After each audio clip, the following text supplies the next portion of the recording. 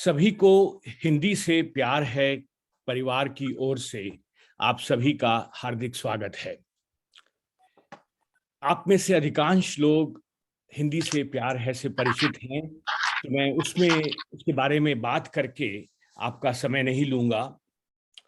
बस इतना ही कहना चाहूंगा कि हिंदी से प्यार है परिवार में हम लोग जिंदगी के हर एक अच्छे पहलू को छूने का प्रयास करते हैं, चाहे वो साहित्य हो, चाहे वो संगीत हो, चाहे वो नृत्य हो, चाहे फिल्म हो।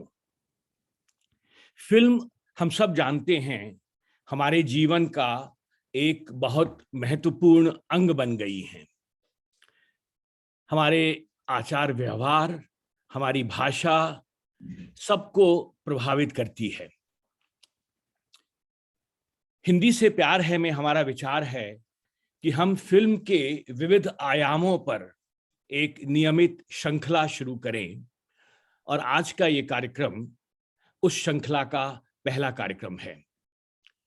हम लोग हर माह एक कार्यक्रम आयोजित करना चाहते हैं जिसमें फिल्मों के बारे में, विविध पक्षों के बारे में बातचीत हो।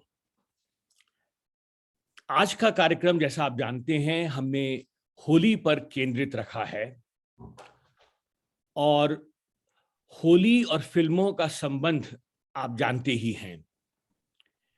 होली में, होली के गीतों ने, होली के माहौल ने बहुत सी फिल्मों को एक नया रूप दिया है, कई बार कहानी को नया मोड़ दिया है।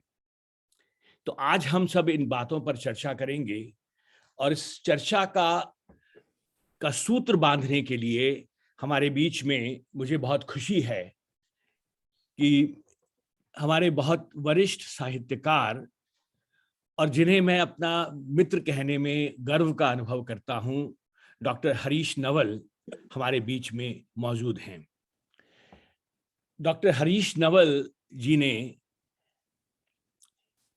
हिंदी में एमए किया, पीएचडी किया, और उसके बाद एमलिट की उपाधि हासिल की।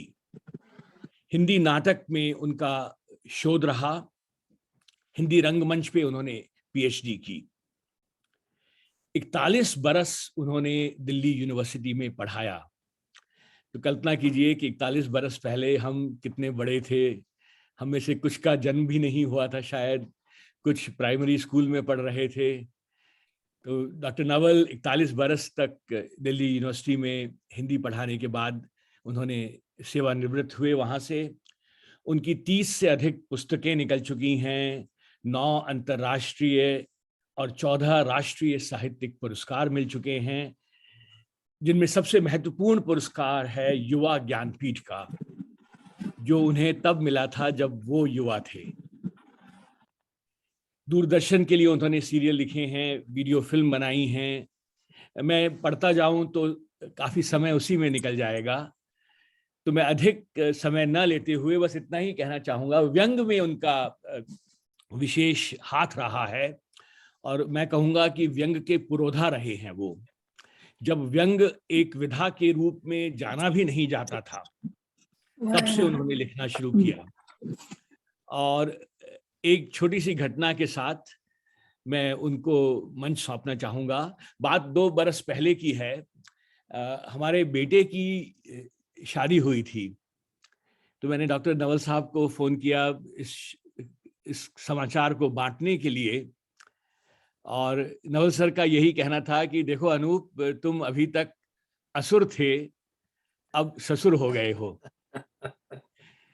तो इन्हीं शब्दों के साथ डॉक्टर हरीश नवल जी का स्वागत है। सर, आपको मंच आपका है, आप संभालिए। धन्यवाद।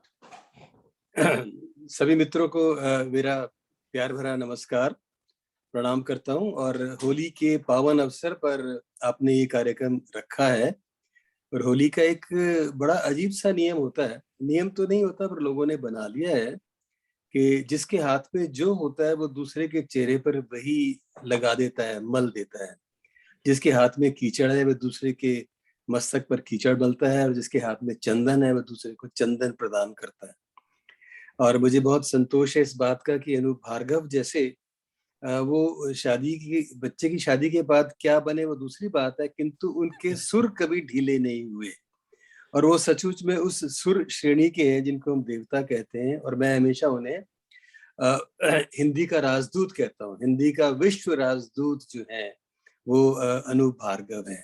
और भी हैं, यहाँ तेजेंद्र शर्मा भी हैं, किंतु जो राजदूतावास इनके पास है वो हमारे में से किसी के पास नहीं है। एक बहुत अच्छा कार्यक्रम। और हम याद करते हैं 14 जुलाई 1896 को, जब बम्बई वाटसन होटल में लुमिये ब्रदर्स आए और कैमरामैन मॉरिस सेस्तिये थे और उन्होंने 6 मिनट की एक फिल्म का प्रदर्शन किया और वहां से कारवां चला। और 1913 में जब राजा हरिश्चंद्र दादा साहब फाल्के ने बनाई तो समझिए एक भारतीय फिल्म उद्योग का एक विस्फोट हुआ।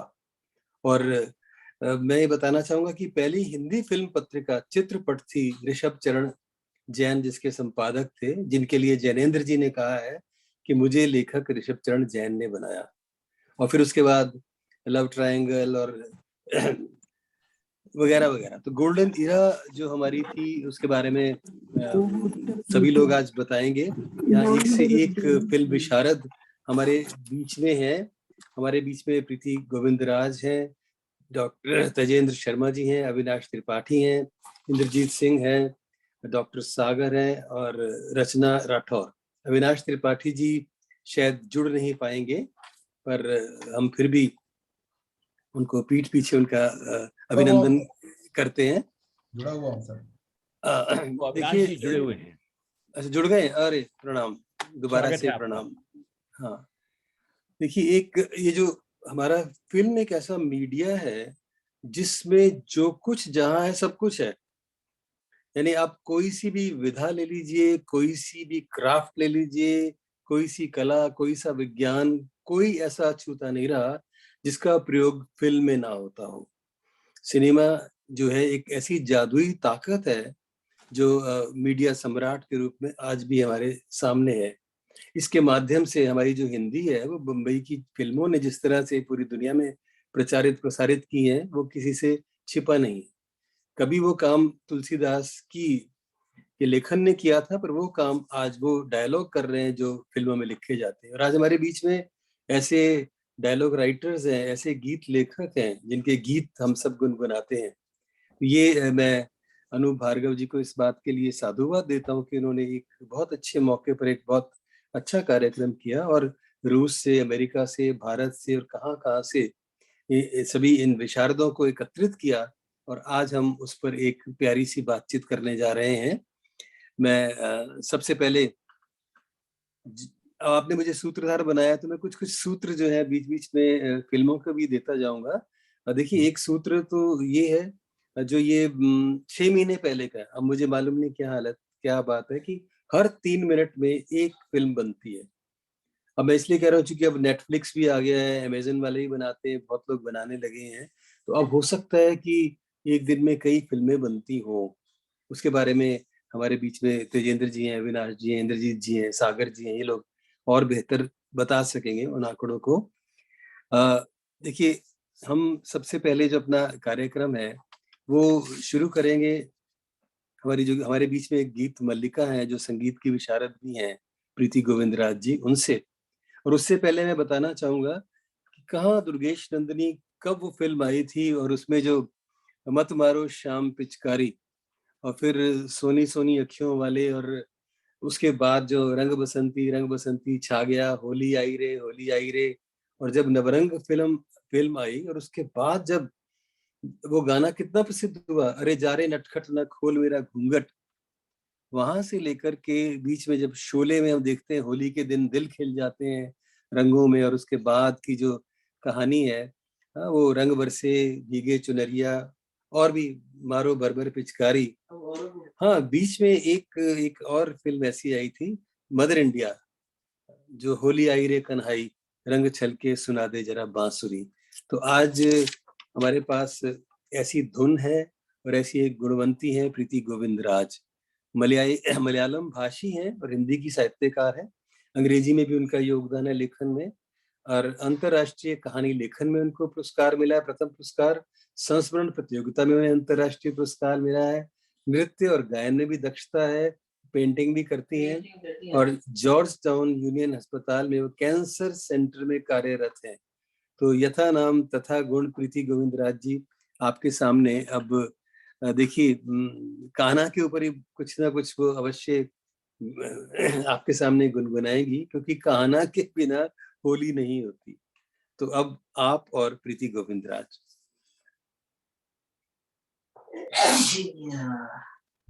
आप सभी को मेरा सादर नमस्कार। होली की हार्दिक शुभकामनाएं आप सबको। और मैं पीलू पर आधारित एक ठुमरी आपके सामने पेश करूंगी। सरदारी बेगम फिल्म से है।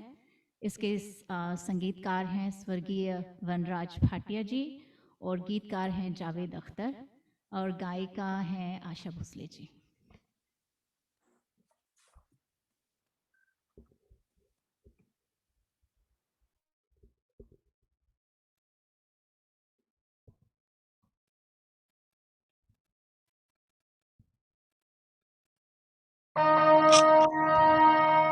मुझे कान्हा कान्हा है, मुझे कान्हा जो आए पलट के, मुझे कान्हा जो आए पलट के, अब की होली में खेलूंगी डट के। हो मुझे कान्हा जो आए पलट के, अब के होली में खेलूंगी डट के।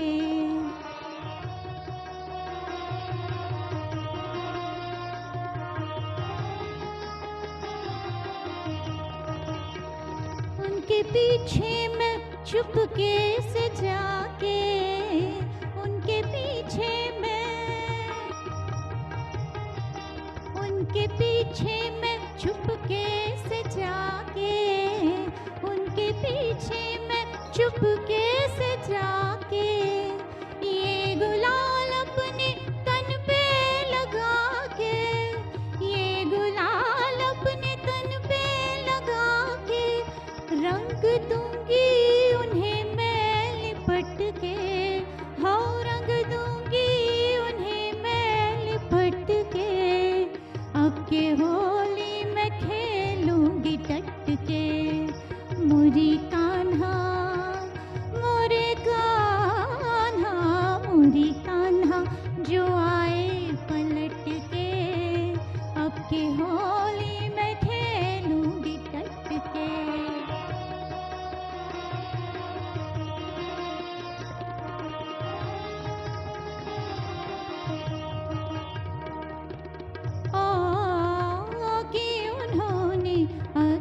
जोरा जोरी कि उन्होंने अगर जोरा जोरी, जोरा जोरी, जोरा जोरी कि उन्होंने अगर जोरा जोरी, कि उन्होंने अगर जोरा जोरी, कि उन्होंने अगर जोरा जोरी, छीनी पिचकारी पैया पिचकारी पैया मरोरी, गारियां मैंने रखी है रट के, गारियां हो गारियां मैंने रखी है रट के, अब की होली मैं खेलूंगी डट के।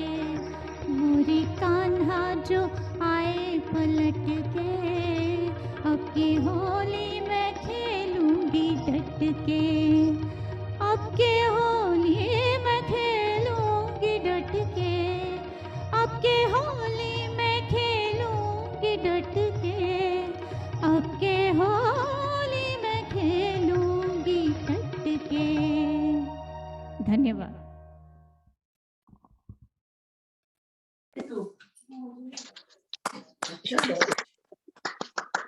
बहुत अच्छे। वाह वाह वाह वाह प्रीति जी, सचमुच अब तो मैं गारी दूंगी डट के। वाह, होली और गारी का कैसा संबंध है। डट के होली खेलेंगे और उसी तरह से वो सारा प्रीति जी आपकी आपकी तो ऐसा लग रहा था कि जैसे पीछे से रिकॉर्ड चल रहा हो और आपके लिप मूवमेंट हो रहे हो। आप इतना इतना अच्छा गाती हैं। आपका अभिनंदन। आपने सरोबार कर दिया। अभी तो हम कुछ कुछ अवाक से हो गए हैं, लेकिन अब बाक होने के लिए अब हमारे समक्ष जो आएंगे वो परिचय के मोहताज नहीं है, और अंतर्राष्ट्रीय जगत में उनका कितना नाम है ये आप सब जानते हैं, और जिन्हें हम तेजेंद्र शर्मा के नाम से जब भी हम उनकी जो कहानियां है ना, कब्र का मुनाफा जो है एक ऐसी कहानी जो लोगों को कितना कौन सकी है, ऐसी उनकी उन्होंने बहुत कहानियां लिखी हैं, लेकिन उनकी 3-4 कहानियां तो ऐसी हैं कि जो इसको आप अतिशयोक्ति मत समझिए, जिनकी हम तुलना कर सकते हैं उसने कहा था से कर सकते हैं, या यशपाल की कहानियों से कर सकते हैं। खैर कहानी पर बाद में बात करेंगे। मैं उनका परिचय दूं। आप अंग्रेजी में इन्होंने एमए किया दिल्ली यूनिवर्सिटी से, कंप्यूटर में इन्होंने डिप्लोमा किया। हिंदी कथाकार के रूप में तो इनको लोग जानते ही हैं, किंतु वो एक बहुत अच्छे कवि भी हैं। उस पक्ष को थोड़ा उन्होंने पीछे रखा हुआ है, लेकिन फिर भी उस पर भी उनकी किताबें हैं। सिनेमा और संपादन में उनकी विशेषज्ञता है। पुरवई के संपादक है, और पुरवई के जब फिल्म विशेषांक निकलते हैं तो हम सब लोग चौंक जाते हैं कि कितना ज्ञान, कितनी जानकारी तेजेंद्र शर्मा को है, संपादक के रूप में, लेखक के रूप में। और यही नहीं, वो खुद भी फिल्मों से साक्षात जुड़े हैं। उन्होंने कुछ अभिनेताओं के साथ फिल्मों में काम भी किया है, रंगमंच भी वो करते हैं, मिमिक्री भी करते हैं।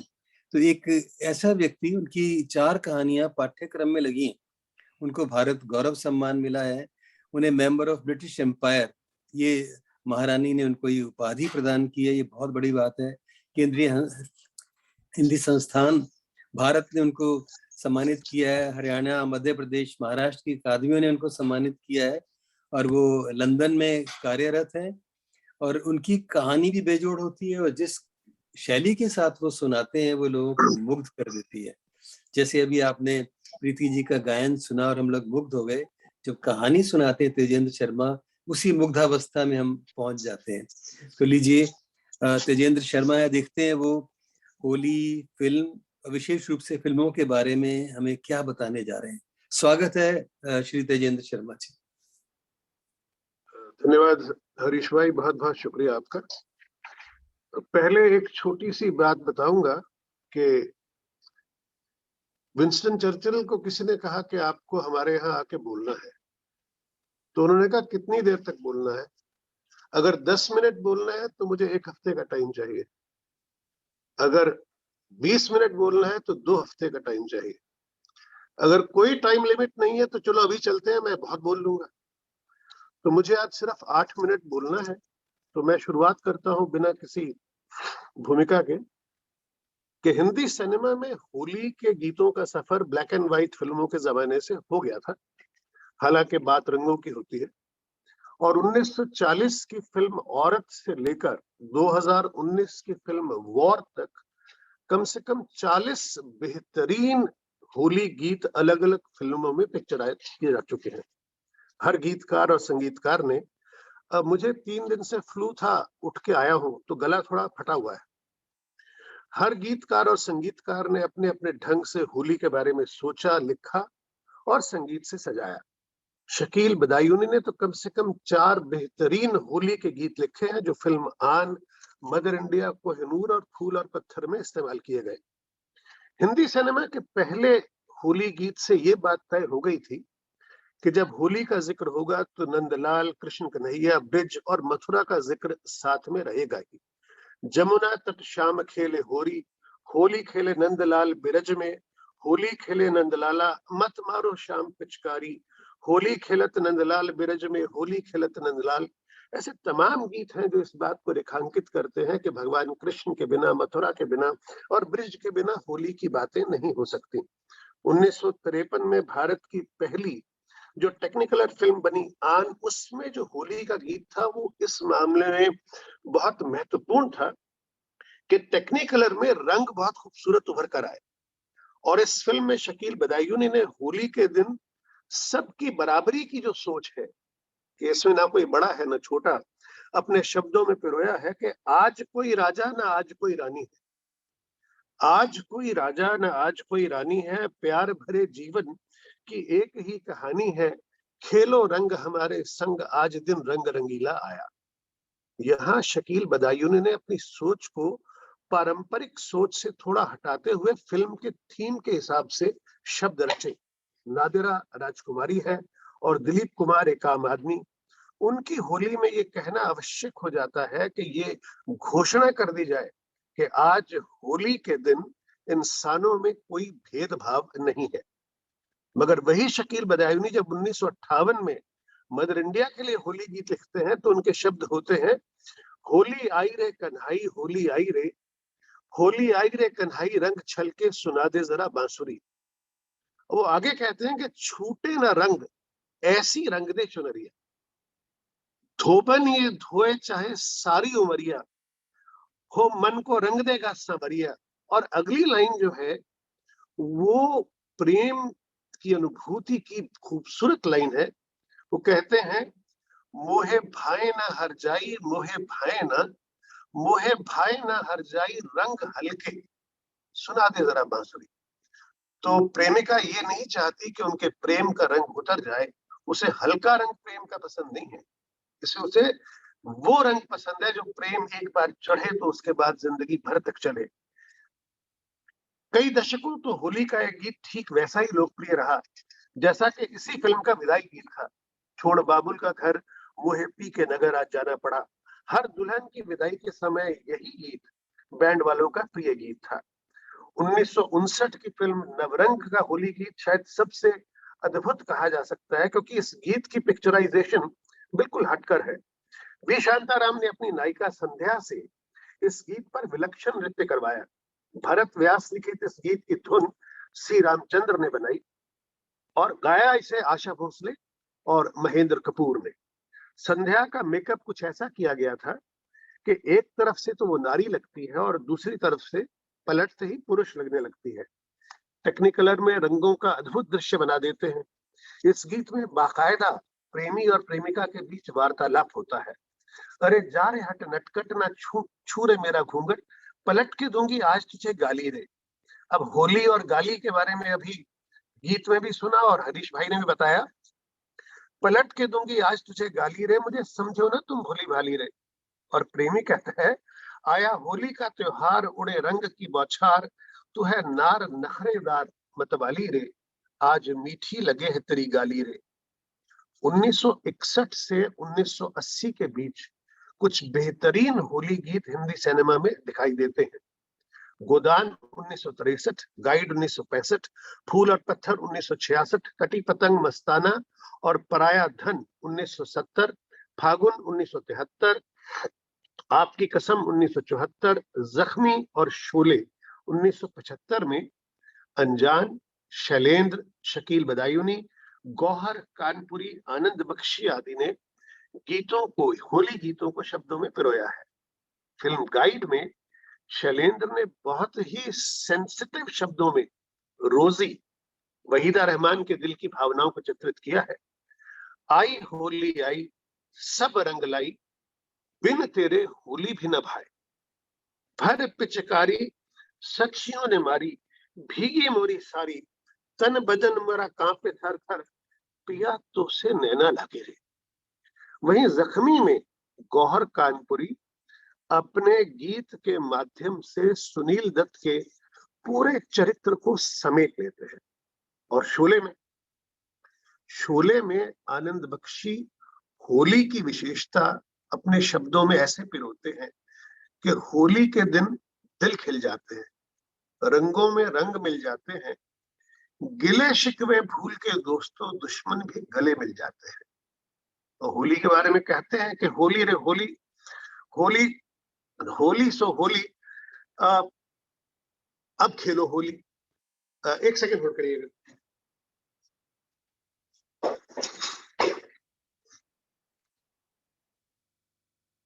काम पे होने के थोड़े से संशय होती हैं। दरअसल मैं कम से कम 10 गीतों के बारे में बात करना चाहता था। मगर दिए गए 8 मिनट में 10 गीतों के बारे में बात कर पाना कठिन ही नहीं, असंभव है। हालांकि मैंने अपनी स्पीड भी काफी तेज चला के रखी। तेजेंद्र 80 जी, वर्षों आपके के पास इतिहास में 4 मिनट और हैं इस 8 मिनट के सर बाद। ऐसा है, मैं तो आपको पहले बताया था जी कि मैं अपना समय खत्म करूंगा टाइम से, जी लेकिन समस्या सिर्फ इतनी सी है कि जिस डिटेल में बात करना चाहता था, जी मेरे जी पास 2.25 घंटे का पावर पॉइंट प्रोजेक्ट है जो मैं होली के लिए इस्तेमाल करता हूँ। तो मैंने उसमें से बहुत मिनिमम चीजें निकाल ली हैं जी ताकि मैं फटाफट खत्म कर लूं। जी और मैंने आपसे कहा था मैं समय का बहुत पाबंद हूँ। जी जी तो हाँ, तो मैं ये बता रहा था कि 80 वर्षों का इतिहास है फिल्मी गीतों का। 1940 से शुरू होते हैं और आज 2022 है, तो 82 वर्षों में 40 ऐसे गीत हैं जिनके बारे में बाकायदा विस्तार से बातचीत की जा सकती है, क्योंकि हर गीत को उस फिल्म की कहानी के साथ इस तरह से इंटरवोवन किया है कि हर गीत आज ना खेलेंगे बस हम, आज ना छोड़ेंगे बस हम जोली, खेलेंगे हम होली, तो वहां एक अलग किस्म का माहौल बन जाता है। जब नमक हराम में राजेश खन्ना करते हैं, वहां दूसरा माहौल है। और उसके बाद भांग पी के जब आपकी कसम में चढ़ जाता है कि एक के दो, दो के चार मुझको तो दिखते हैं, ऐसा भी होता है जब दो दिल मिलते हैं, जय जय शिव शंकर, और शंकर की भांग पीने के बाद जो शंकर के बारे में गीत है वो स्वयं अपने अंदर से निकलता है।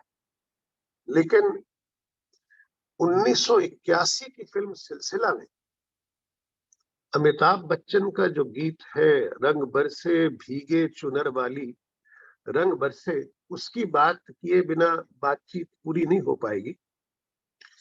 दरअसल इस फिल्म में, इस गीत में संजीव कुमार और जया भादुड़ी ने रिएक्शंस देकर, प्रतिक्रिया देकर सिखाया है कि बिना संवाद बोले एक्टिंग कैसे की जाती है।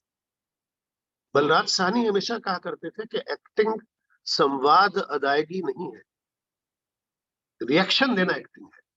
कि सामने वाला डायलॉग बोल रहा है, उस समय आप क्या कर रहे हैं। अमिताभ बच्चन भांग के नशे में, जो अमिताभ बच्चन का कैरेक्टर है सिलसिला में, वो भांग के नशे में शिष्टता की सारी सीमाएं लांघता चला जाता है। रेखा उसे मना नहीं कर पा रही। रेखा के पति संजीव कुमार ढोलकी पे बैठकर थाप दे रहे हैं। जया भादुड़ी खड़ी अपने पति की बेहूदगियों को देख रही। मेरे हिसाब से ये गीत किसी भी नए कलाकार के लिए किसी फिल्म के ट्रेनिंग स्कूल से कम नहीं। वो सीख सकता है कि बेहूदगी कैसे करनी है। वो सीख सकता है कि उस बेहूदगी को बहुत सेंसिटिव तरीके से मना कैसे करने की कोशिश करनी है, और उसके बाद पति और पत्नी के रिएक्शंस क्या हो, जिनके पति और पत्नी ये सब कर रहे हैं। इस फिल्म का क्रेडिट तो डॉक्टर हरिवंश राय बच्चन को दिया गया है इस गीत का, हालांकि है ये एक पारंपरिक गीत।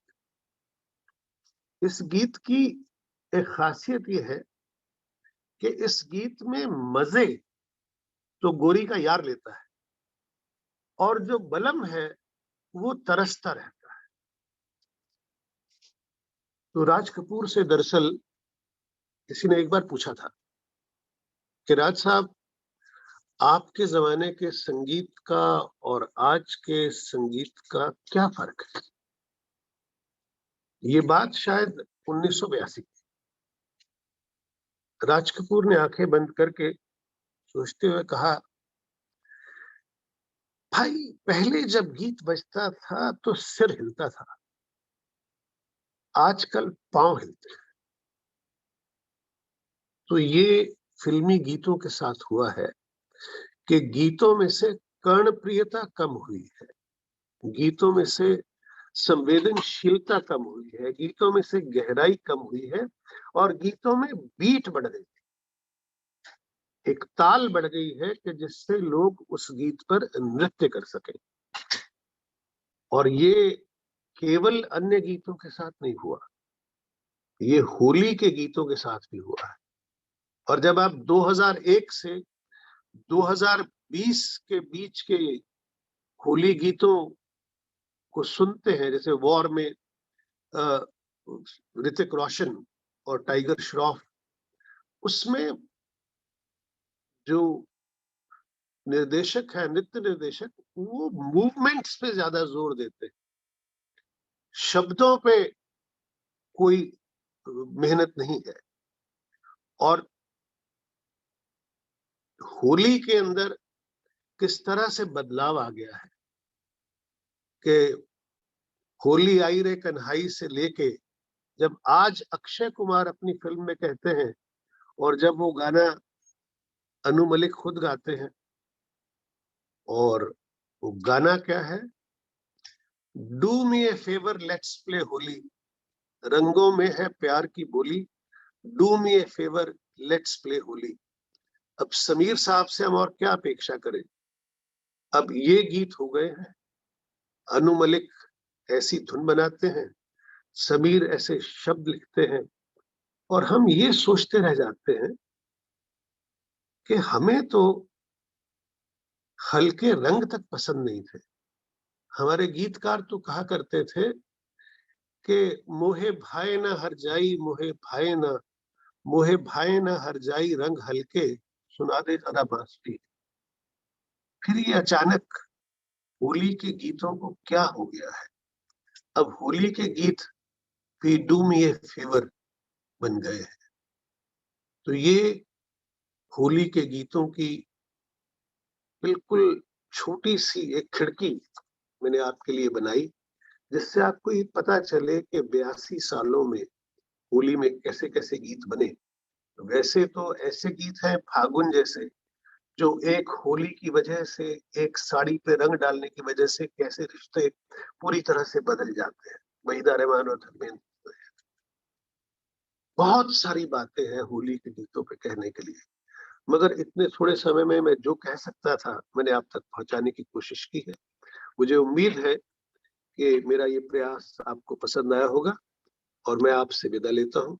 बहुत बहुत धन्यवाद। बहुत बहुत धन्यवाद तेजेंद्र भाई। ये प्रयास नहीं था, ये तो आपका सायास था, और हम लोग तो हतप्रभ हैं। हम कितना आप इतना कुछ लिखते हैं, इतने काम करते हैं, इतने व्यस्त रहते हैं, उसमें भी आप इतना बारीक विश्लेषण कर सकते हैं, जिस विश्लेषण के लिए केवल टेबल वर्क सफिशिएंट नहीं है, जिसके लिए ढूंढना पड़ता है, सोचना पड़ता है, वो सारे आंकड़े इकट्ठे करने पड़ते हैं। और आपने तो फिल्म दर फिल्म और दृश्य दर दृश्य जो भाव है उनको भी लिया, उस पक्ष को लेकर के आपने भाषागत विशेषता बताई, और जो रस उससे निस्सृत हो रहा है उसके बारे में अपनी संक्षिप्त टिप्पणी दी। तो ये जो कहते हैं ना कि संक्षिप्तता जो है वो तो जान होती है, ब्रेविटी हर एक में नहीं होती। आपने कम में बहुत कुछ कह दिया। एक बात मैं जानना चाह रहा था कि होली खेले अवध में रघुबीरा, कि राम को भी होली में लिया, जैसे शिव को आपने बताया कि लिया, जब राजेश खन्ना ने वो गीत गाया था जय जय शिव शंकर, तो प्राय लोग नंदलाल हरीश को भाई, लेते मैंने हैं वो लिखा हुआ रघुवीर। है इसमें भी मैंने समय देखा, मैंने ये कहा कि इसमें लिखा था जो वाक्य कि कृष्ण से राम तक की जो यात्रा है, हाँ, वो मैंने पूरी की थी, लेकिन वो अच्छा, समय की वजह से मैंने हाँ, नहीं एडिट बहुत कर दिया। बहुत अच्छा। तो ये एक छोटी सी टिप्पणी आपकी होली खेले रघुवीरा पर अगर हो जाए। समझिए ये एक एक सवाल है हम लोगों का। तो देखिए, ऐसा है कि ये दरअसल हम लोगों के लिए भी एक नई जमीन थी, क्योंकि हमने कभी राम और सीता को होली खेलना कभी सोचा नहीं था। हाँ, तो ये एक गीतकार की कल्पना शक्ति कहाँ तक सोचती है, और वो किस तरह से सिनेमैटिक लिबर्टी लेते हुए बिना कोई डिस्ट्रक्शन किए इतने खूबसूरत बिंब बनाकर। और आप एक चीज देखिए कि जब होली खेले रघुवीरा है, उसमें ज्यादातर जो कैरेक्टर हैं वो सब 60 प्लस वाले हैं। जब कृष्ण की होली है उसमें ज्यादातर कैरेक्टर युवा पीढ़ी के हैं, युवा है। यस। तो ये जो यात्रा है इस पे मैंने काफी लिखा पढ़ा है, लेकिन इसके बारे में फिर जब हम बैठेंगे तो आपको मैं बताऊंगा कि कृष्ण से राम तक की यात्रा कितनी महत्वपूर्ण यात्रा है हम लोगों के उस होली की गीतों की यात्रा में। वाह, लेकिन वाह, बहुत सुंदर। बहुत बहुत आपका अभिनंदन तेजेंद्र भाई। और आप, हम तो सोचते थे कि त्रेता के बाद द्वापर आया, लेकिन फिल्मों की होली में द्वापर के बाद त्रेता आया। उन्होंने ठीक कर दिया, उन्होंने कहा ऐसा ही होना चाहिए था। तो वो जो उलट बांसी है वो बहुत अच्छा लगेगा, वो एक अपना विषय है। बहुत अच्छा लगा तेजेंद्र भाई, बहुत बहुत धन्यवाद। सचमुच वो कहते ना कि तुसी छा गए पापे, तुसी ग्रेट हो पंजाबी में कहते हैं, तो वो समझ में आ रहा है कि किस मौके पर कहना चाहिए कि तुसी ग्रेट हो। ओके, आप बहुत बहुत धन्यवाद। और दोस्तों, अभी आपने इतनी रोचक और इतनी ज्ञानवर्धक वार्ता सुनी, जिसमें सिद्धांत और व्यवहार को लेकर के दोनों पक्ष जो है फिल्मांकन के बताए गए, गीतों के बोल के बताए गए, भाषा के सूत्र दिए गए, और सबसे बड़ी बात की जो एक्सप्रेशंस हैं उसके ऊपर आपने कितनी अच्छी बात की। तो मुझे याद आया, मैं आपको सिर्फ सूचित करना चाहता हूँ कि दिल्ली में अनुपम खेर और रवि वासवानी पर आए थे, और उन लोगों ने जो बात अभी तेजेंद्र भाई ने कही कि जो बलराज साहनी जी को उन्होंने कोट किया, कि उन्होंने कहा कि एक्सप्रेशन, रिएक्शन क्या है दूसरे के, जो डायलॉग नहीं बोल रहा, तो वहाँ क्या है अभिनय। तो उसके लिए उन्होंने ओम प्रकाश जी का उदाहरण दिया था, जो प्यार किए जा फिल्म से था, कि जहाँ महमूद कोई कहानी सुना रहा है और ओम प्रकाश के रिएक्शन है। तो मुझे वो हठात वो बात याद आ गई जो मैं आपसे शेयर करना चाहता था। और देखिए, अब हमारे सामने एक दूसरी बड़ी पर्सनैलिटी आपके सामने आ रही है, जो बहुत ही प्रसिद्ध मीडिया पुरुष है, जिनका नाम है अविनाश त्रिपाठी। ये फिल्मी गीत और फिल्म लेखन से प्रत्यक्ष संबद्ध है, और आप देख रहे हैं अभी कितने युवा हैं, और लेकिन इन्होंने बहुत नाम पैदा किया है।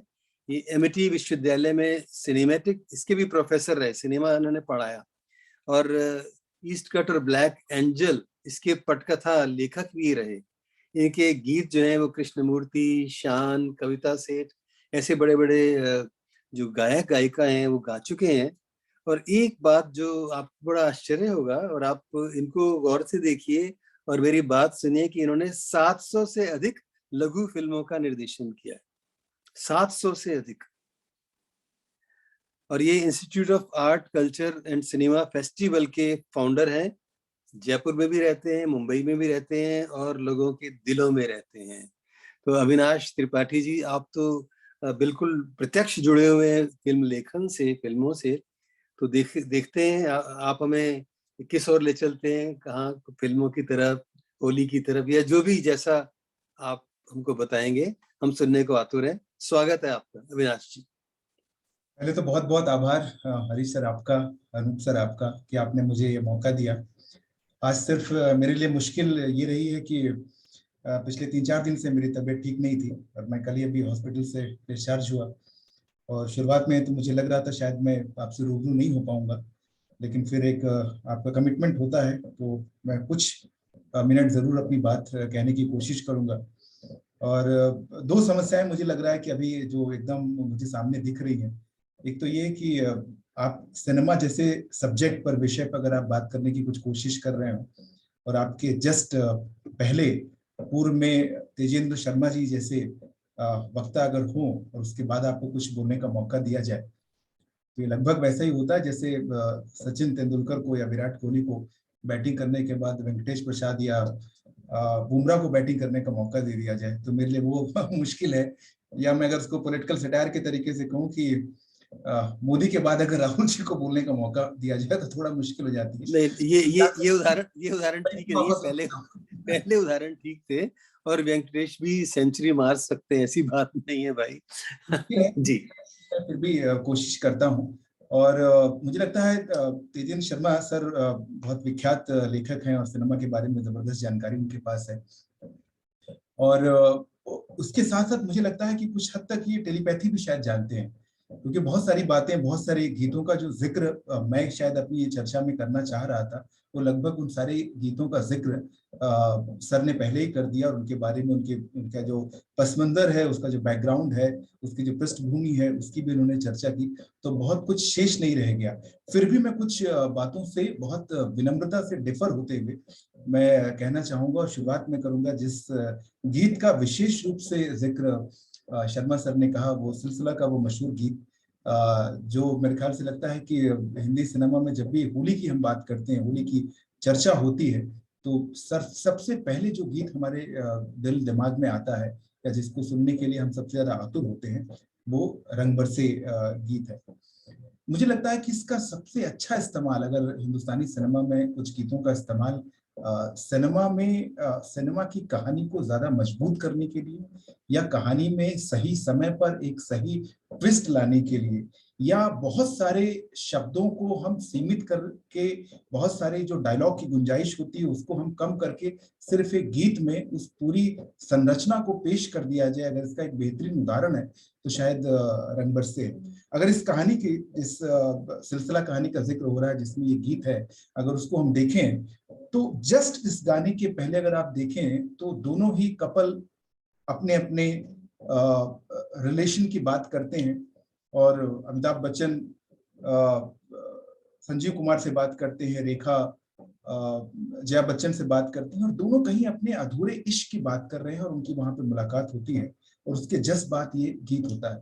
तो यश चोपड़ा ने इतनी खूबसूरती से इस बात को पेश किया है, इस गाने का इस्तेमाल इस फिल्म में किया है, जहां पर उनके अंदर की जो जलन है, उनके अंदर की जो तड़प है, जो एक दूसरे को मिलना चाह रहे थे, या रिश्ता जो कहीं अधूरा रह गया, एक बड़ा खूबसूरत सा मरासिम जो दोनों के बीच में डेवलप हो रहा था, और परिस्थितियां बीच में आती हैं जिनकी वजह से दोनों का रिश्ता मुकम्मल नहीं हो पाता, और वो अधूरे रह जाते हैं, और फिर उनको कहीं दोबारा होने का, उनको पूर्ण होने का एक मौका मिलता है, और उस मौके को वो गाने में दर्शाते हैं। बेहूदगी वाले शब्द पे मैं थोड़ा सा ऐतराज जताते, मुझे यही लगता है कि ये बेहतरीन मौका था अमिताभ बच्चन के किरदार के लिए, जहां पर उसको ये बताना था कि मैं, आपकी पत्नी के साथ मेरा एक रिश्ता है और आप अनजान हैं, और सेम ये जया बच्चन के साथ भी ये स्थिति चल रही थी, दोनों अपने अपने स्पाउस के पूर्व रिलेशन के बारे में अनजान थे, और इस गीत के जरिए ये पूरा रिश्ता, मतलब अगर मैं सिनेमा की लैंग्वेज में बात करूं, अगर इसको डायलॉग में अगर लिखना होता तो कई सीन आपको इसमें वेस्ट करने पड़ते, जहां पे इस तरह के दृश्य को आपको पब्लिक के ऑडियंस के बीच में समझाना पड़ता, बट सिर्फ एक 4-4.5 मिनट के गाने में इस पूरे परिदृश्य को, उनके बीच के रिलेशन को, दोनों के स्पाउस की जो मानसिक स्थिति है, जैसा सर ने जिक्र किया कि बलम तर से वो जो गाने का है वो हिस्सा जो जिक्र जिसमें आता है, तो ये बड़ा खूबसूरत मुझे लगता है कि मौका होता है जब किसी गीत में पूरी पूरी कहानी को पिरो दिया जाता है। अगर मैं किसी और सिनेमा की बात करूं, किसी और कहानी की बात करूं, तो एक बड़ी महत्वपूर्ण फिल्म दामिनी आई थी, और महिला अधिकारों को लेकर जिस तरीके से उस फिल्म में मुख्य नायिका लड़ती है, आवाज उठाती है, और अपने परिवार के खिलाफ आवाज उठाती है, वो एक महत्वपूर्ण फिल्म बनती है उस दशक की, मुझे लगता है कि बेहद महत्वपूर्ण फिल्म है। और उसमें भी होली जिस तरीके से आई है वो बहुत महत्वपूर्ण घटक के तरीके से आई है। तो कई बार मुझे लगता है कि हिंदी सिनेमा में जब जब होली का इस्तेमाल हुआ है, अगर हम सिनेमा को एक जिस्म माने, सिनेमा को अगर हम एक शरीर माने, तो होली उसमें दिल के तरीके से आई है। होली ने कहानी को इतनी खूबसूरती से परिवर्तित किया है। अगर मैं सिनेमा की लैंग्वेज में बात करूं तो एक प्लॉट पॉइंट जिसको हम कहते हैं, एक टर्निंग पॉइंट जिसको हम कहते हैं, जहां से कहानी एक ट्विस्ट लेती है, वो काम होली के गीत ने किया है। और दामिनी जिसका मैं जिक्र कर रहा था, उसमें भी यही है कि जब होली का गीत आता है या होली का दृश्य आता है, और उसमें उसके ही मीनाक्षी शेषाद्री जो मुख्य नायिका है, प्रोटैगनिस्ट है उस फिल्म की, उसके ही पति के छोटे भाई ने घर की मेट के साथ जो बड़ी पाशविक तरीके से रेप किया, और उसके बाद कहानी जिस तरीके से ट्विस्ट लेती है, तो होली का इस्तेमाल बहुत अच्छी तरीके से इस फिल्म में किया गया। अगर हम और आजकल की फिल्मों की बात करें, या पिछले 10-20 सालों में जो फिल्में आई हैं उनकी हम बात करें, तो यश चोपड़ा की फिल्म डर है, जिसमें जिस तरीके से जो कैरेक्टर, शाहरुख खान का जो कैरेक्टर था, जो मन मन में अपने साथ पढ़ने वाली नायिका या अपने साथ पढ़ने वाली एक जूही चावला को बहुत प्यार करता था, लेकिन कह नहीं पा रहा था, उसके साथ वो एक तरफा प्यार था, और उसको लगता है कि होली एक ऐसा मौका है जहां पर वो अपने दिल के जज्बात बड़ी खूबसूरती से शायद बिना शब्दों के भी वो जाहिर कर सकता है, और उसी को वो गाने में पेश किया जाता है। तो होली जब जब सिनेमा में आई है उसने कहानी का विस्तार दिया है, कहानी को एक नई दिशा दी है, कहानी को ज्यादा घनीभूत किया है, और जिन भावनाओं को व्यक्त करने के लिए सिनेमा के कई सीन की आवश्यकता होती है, जिन भाव को व्यक्त करने के लिए लंबे लंबे डायलॉग की आवश्यकता होती है, वो शायद 3 से 4 मिनट के गीत में, होली के गीत में वो भावना निकल कर आई है। वो गीत अपने आप में इस पूरी कहानी का जो है वो मंजर पेश करता रहा है। तो होली इस तरीके से बहुत महत्वपूर्ण रोल प्ले करती रही है। मेरी स्थिति बहुत अच्छी नहीं है कि मैं बहुत देर तक लगातार बोल पाऊं, इतनी देर में ही मुझे लग रहा है कि तकलीफ हो रही है मुझे बोलने में। तो फिर कभी कोई ऐसा मौका है जिसमें मैं बोलना चाहूंगा।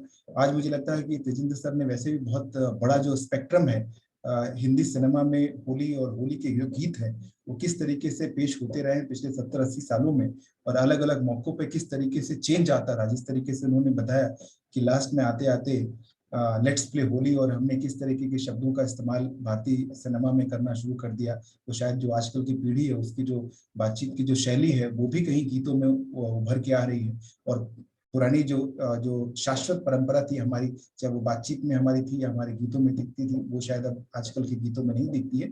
लेकिन होली का जो महत्व है वो आज से 50 साल या 100 साल पहले जो था वो भी वही था। मैं सिनेमा की बात कर रहा हूँ, और आज भी उसी महत्व के साथ जब जब किसी सिनेमा में होली आती है तो उसका महत्व लगभग उसी तरीके से रहता है, और वो कहानी को स्ट्रेंथन करती है, वो कहानी को मजबूत करती है, वो कई बार कहानी की दिशा चेंज कर देती है, और वहां से आपका जो प्रोटैगनिस्ट होता है उसके पास एक नया मोटिव हो जाता है। उस मोटिव को बनाने में जो जो भूमिका है वो होली के गीत की रहती है। इसी के साथ अपनी बात समाप्त करना चाहूंगा, और मैं चाहूंगा कि इस सिलसिले को आगे बढ़ाया जाए। बहुत बहुत आभार। बहुत बहुत धन्यवाद अविनाश भाई, आपने तो कई सारे सिक्सर मार दिए।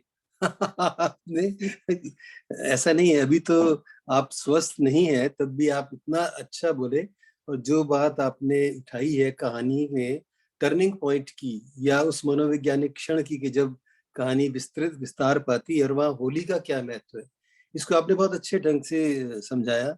रंग बरसे का को जो एक नया आयाम आपने दिया, एक आयाम जो दिया था तेजेंद्र भाई ने, और आपने एक दूसरा आयाम उसको दे दिया, वो भी बहुत महत्वपूर्ण है। उसके साथ आपने दामिनी में भी उसका बताया, डर का भी उसका आदरण दिया, बहुत सुंदर। मैं आपसे ये जानना चाहूंगा इस टर्निंग पॉइंट में, जैसे शोले फिल्म चूंकि एक बहुत ऐसी फिल्म होगी कि जिसके उदाहरण हमेशा दिए जाते रहे हैं, तो उसमें भी जब गब्बर सिंह पूछते हैं होली है, कब कब है होली, वो जो उसके बाद जो होता है उस पर आप थोड़ा सा प्रकाश डालिए कि वहाँ होली क्या कर रही है।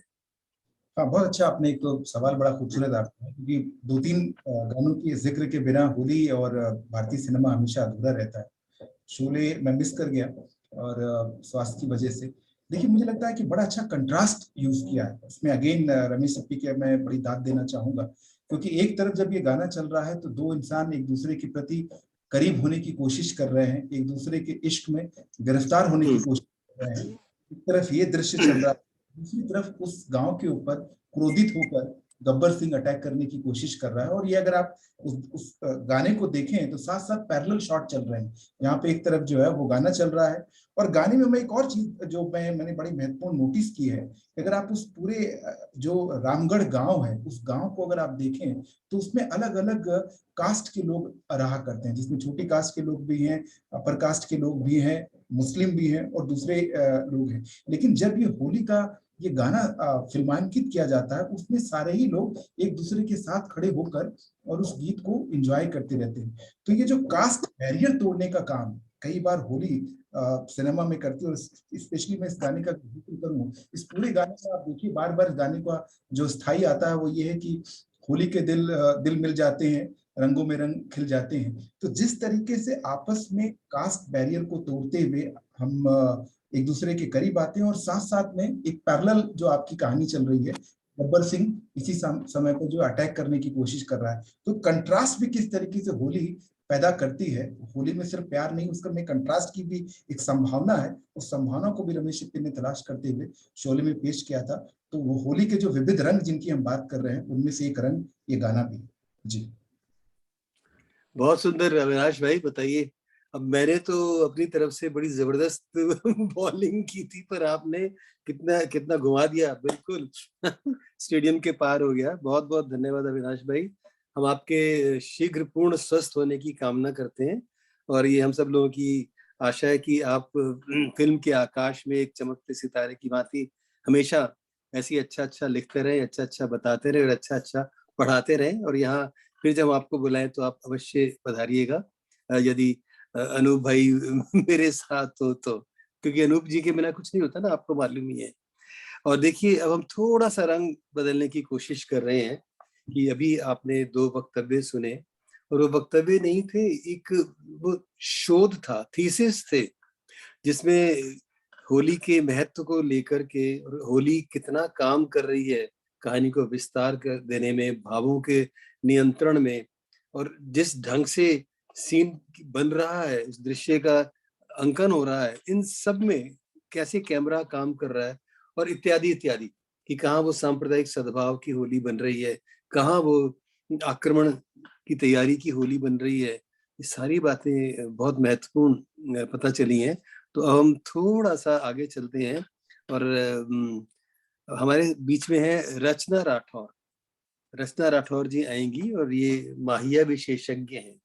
ये आपको पता ही है कि पंजाब में एक शैली है माहिया की, और वो माहिया जब जब बहुत छोटे होते हैं, लेकिन वो बड़े गंभीर घाव भी कर सकते हैं, बहुत प्रेम का अवदान भी दे सकते हैं। बहुत अभी वो कैसे करते हैं वो आपको पता चलेगा। रचना राठौर जी एक मेडिकल डॉक्टर हैं, और गायन में इनको बहुत ख्याति प्राप्त है। ये स्टेज शो भी करती हैं। जो माहिया वो सुनाएंगी, विशेषता ये है कि वो उनकी पूजनीय माता जी श्रीमती सुधा राठौर जी द्वारा लिखा हुआ है। तो बहुत सम्मान के साथ मैं आग्रह करता हूँ कि रचना राठौर जी कृपया उपस्थित होइए।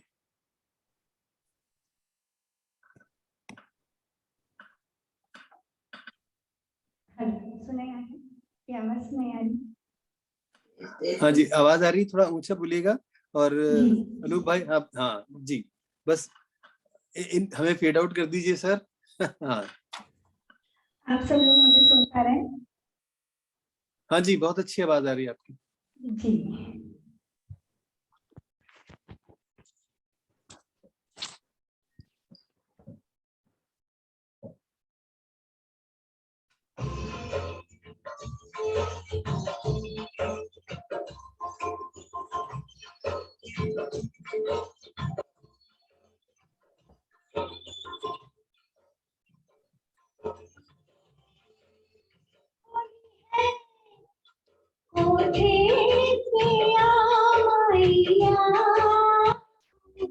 फिर आई होली है, फागुन के अंगना लो तेरी डोली है, फागुन के अंगना लो तेरी डोली है, निकली घर से गोरी, निकली घर से गोरी, कान्हा से मिलने बरसाने की छोरी है, कान्हा से मिलने बरसाने की छोरी।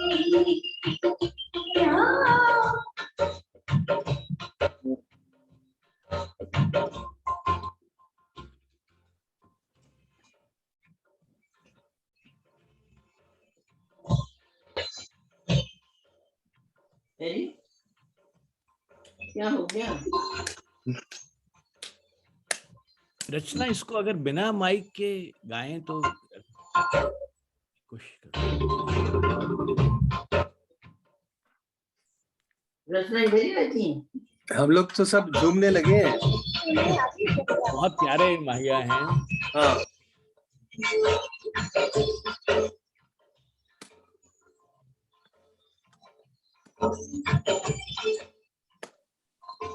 फिर आई होली है, फिर आई होली है, फागुन के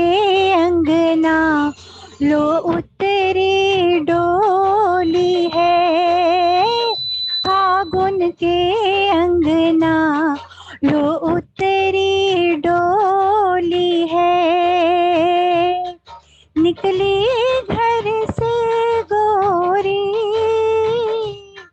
निकली घर से गोरी, कान्हा से मिलने बरसाने की छोरी है, कान्हा से मिलने, हाँ कान्हा से मिलने बरसाने की छोरी, हाँ।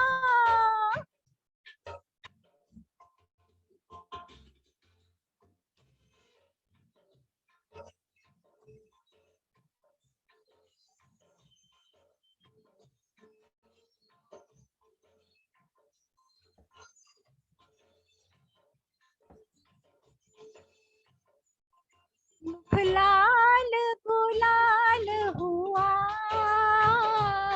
मुख लाल गुलाल हुआ, जब मुख साली का जीजा ने चूम लिया हो, जब मुख साली का जीजा ने चूम लिया, महका महुआ चंदन, महका महुआ चंदन, लाज निगोड़ी के टूटे सारे बंधन, लाज निगोड़ी के टूटे सारे बंधन, होली है।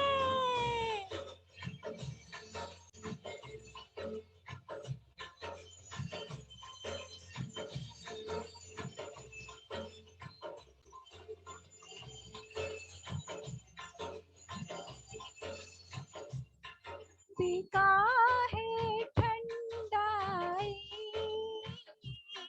पीका है ठंडाई, सास लगे ननदी अक्कल है चकराई, रामा सास लगे ननदी अक्कल है चकराई, भीगी अंगिया चोली,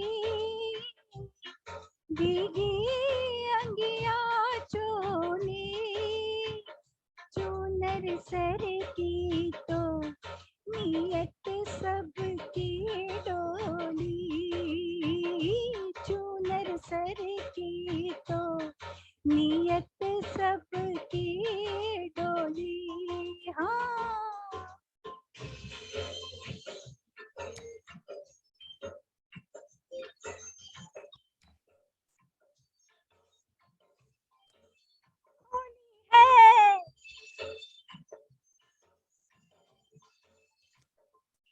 भंग पी कर मती खोई, भंग पी कर मती खोई, समझा था देवर निकले वो ननदोई, दैया समझा था देवर निकले वो ननदोई, गटकी जब ठंडाई, गटकी जब ठंडाई, जाग उठा यौवन ले बूढ़ी अंगड़ाई, जाग उठा यौवन ले बूढ़ी अंगड़ाई, हाय सैया बर जोरी से,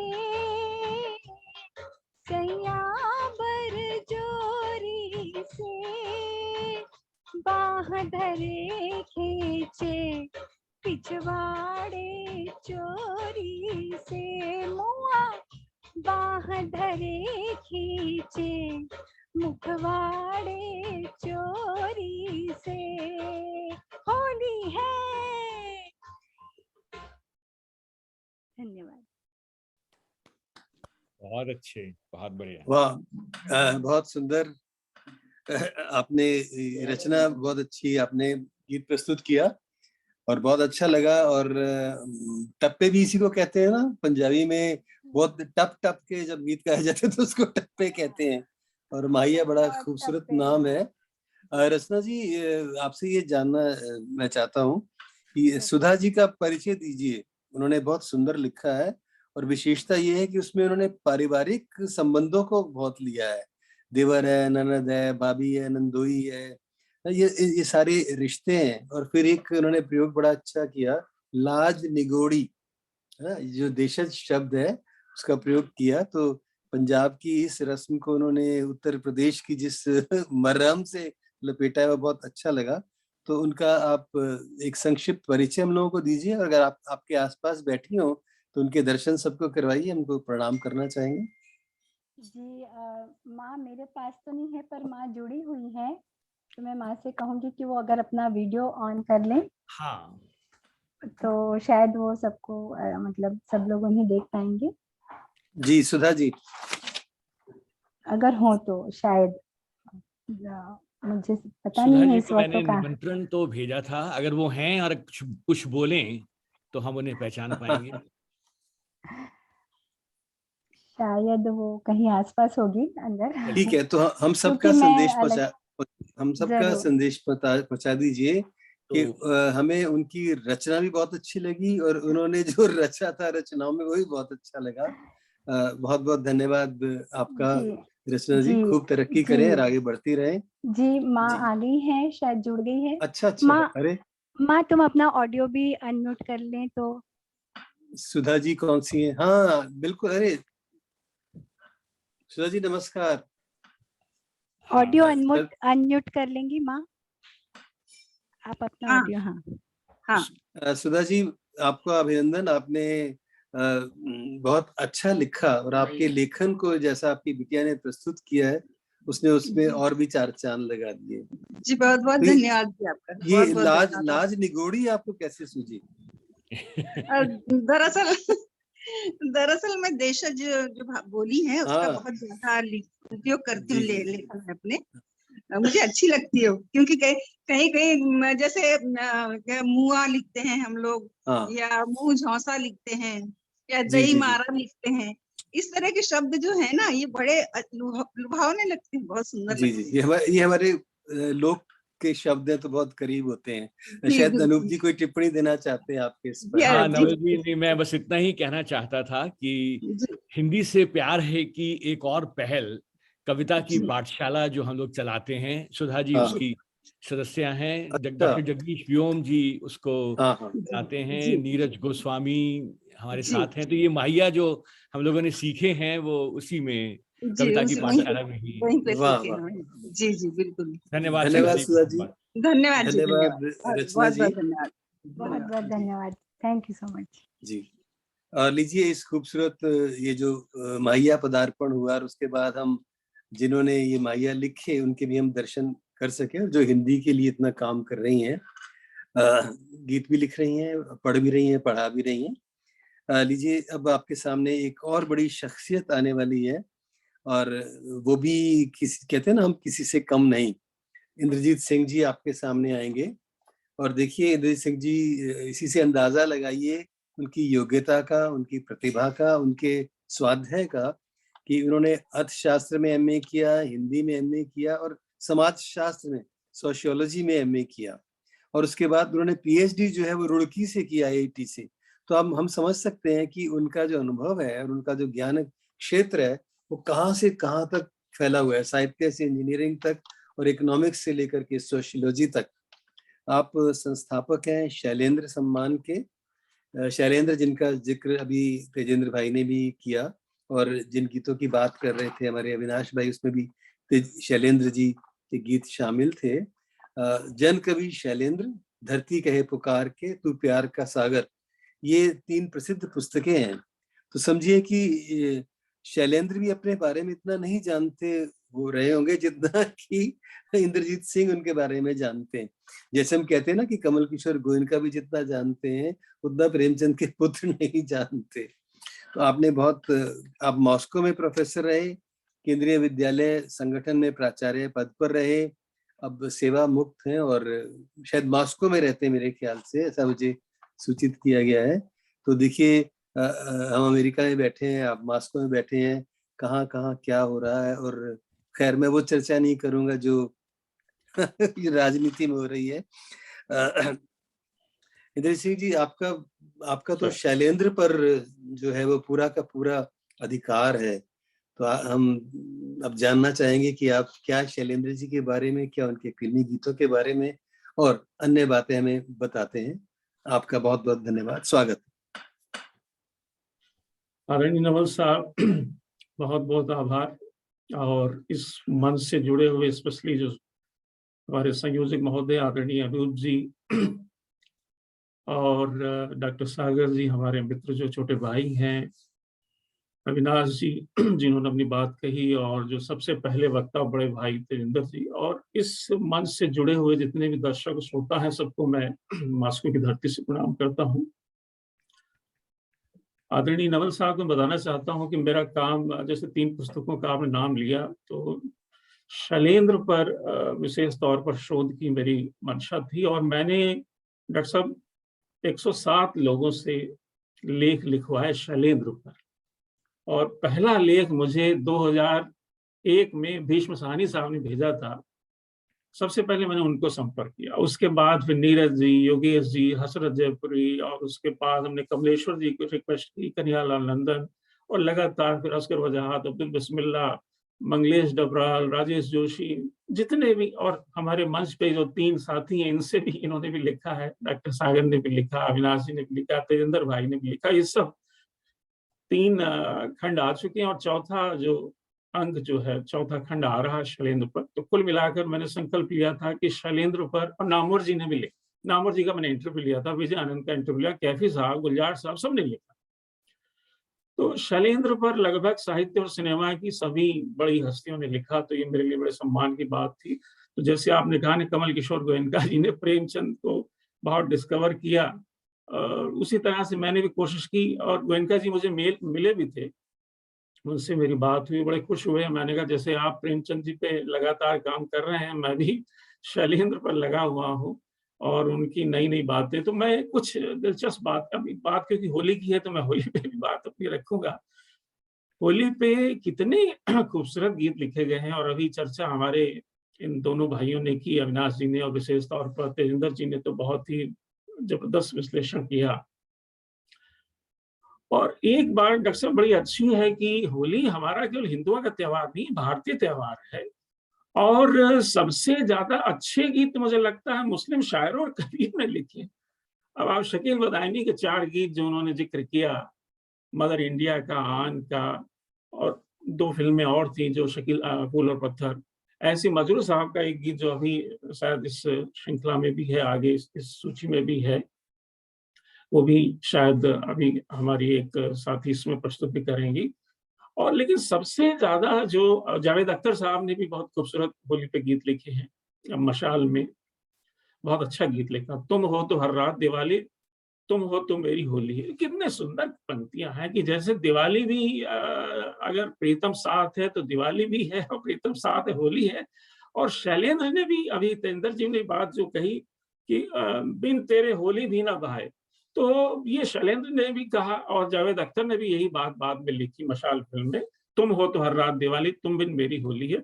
तो वास्तव में जो प्रीतम साथ होता है, जो अपने साथ होते हैं, तो सारे ही सपने साकार होने लगते हैं, मुझे तो ऐसा लगता है।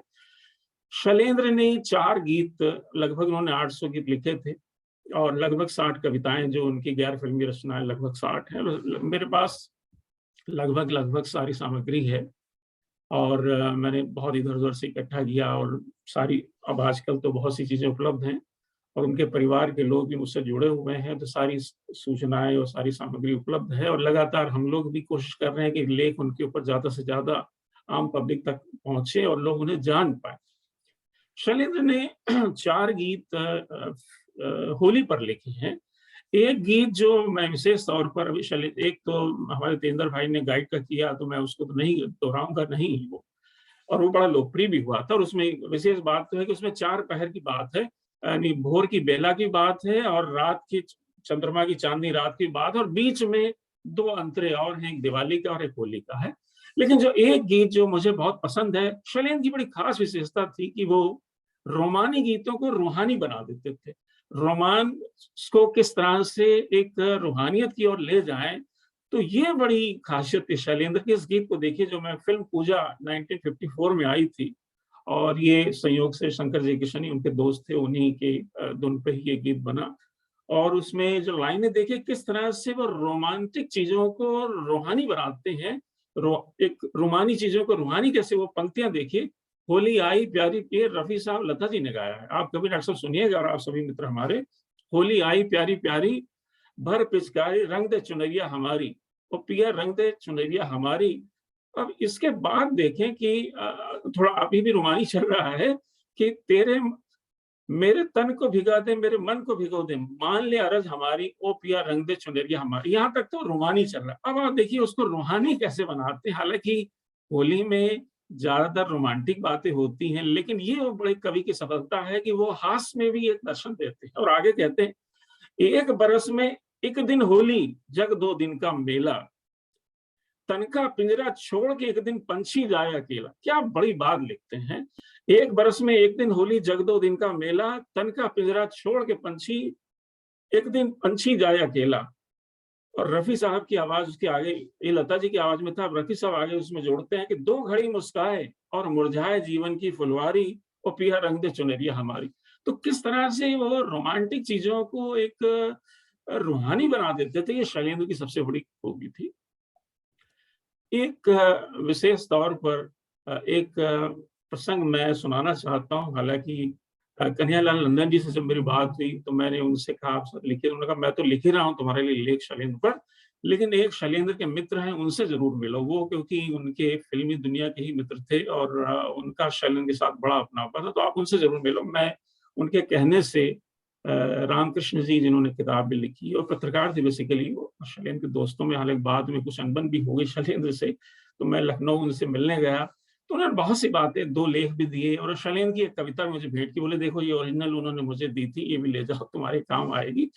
तो जो विशेष तौर पर एक प्रसंग सुनाया कि मार्च में होली होती है और अप्रैल फूल मनाया जाता है 1 अप्रैल को, तो शैलेंद्र ने कैसे अप्रैल फूल मनाया हसरत का, ये प्रसंग बड़ा उन्होंने सुनाया। और साथ में वो प्रसंग उन्होंने अपनी एक किताब में भी इसका बड़ा जिक्र किया है, फिल्म जगत में 8 सदी का रोमांच, उसमें। और उस फिल्म को, उस किताब को नेशनल अवार्ड भी मिला रामकृष्ण जी की, हालांकि अब वो नहीं रहे। प्रसंग ये था कि 1963 में जब वो बॉम्बे पहुंचे रामकृष्ण जी, तो शैलेंद्र के साथ दोस्ती हो गई और शैलेंद्र उनके घर गए। तो शैलेंद्र को सामने एक नजर आया जो उन रामकृष्ण जी का एक लेटर पैड था, लेटर हेड था, उसमें लिखा हुआ था कि उत्तर प्रदेश फिल्म एसोसिएशन।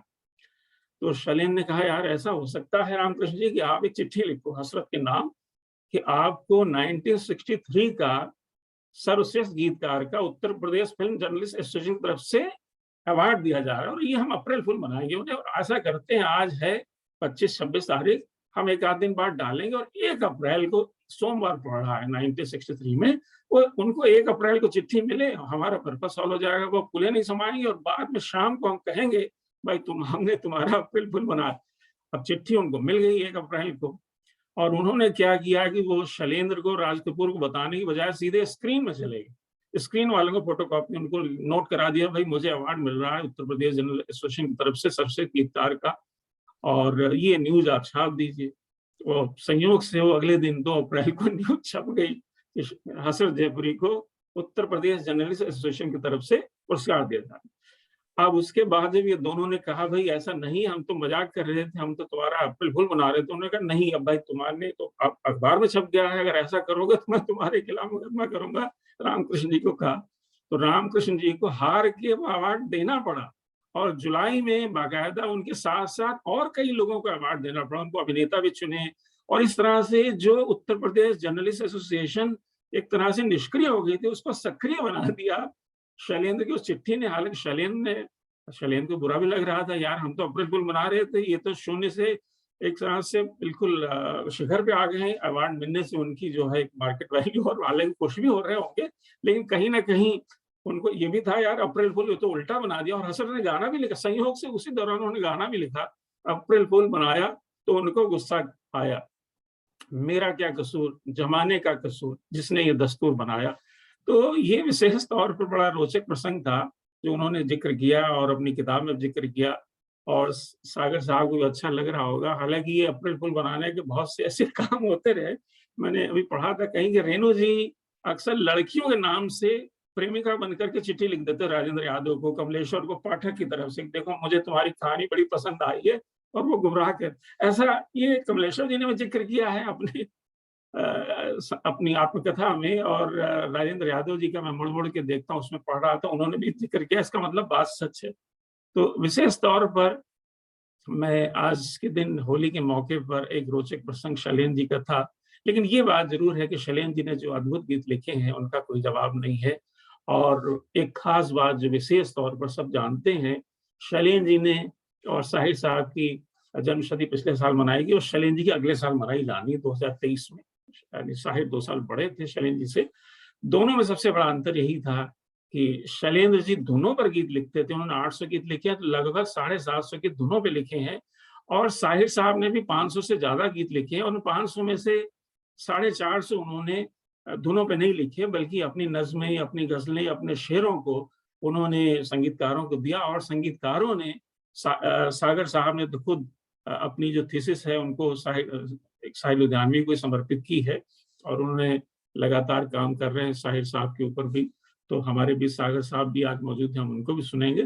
तो शैलेंद्र के गीतों को मैं तो मानता हूँ, शैलेंद्र भी और साहिर भी, और विशेष तौर पर शैलेंद्र पर अपनी बात केंद्रित कर रहा हूँ, कि उनके गीत तो हम मानते हैं कि कबीर के दोहों की तरह, सूर के पदों और नानक के पदों की तरह, मीरा के पदों की तरह, तुलसी के चौपाइयों की तरह, और गालिब के शेरों और गजलों की तरह सभी हम लोग गाते हैं, गुनगुनाते हैं, सुनते हैं, सुनाते हैं।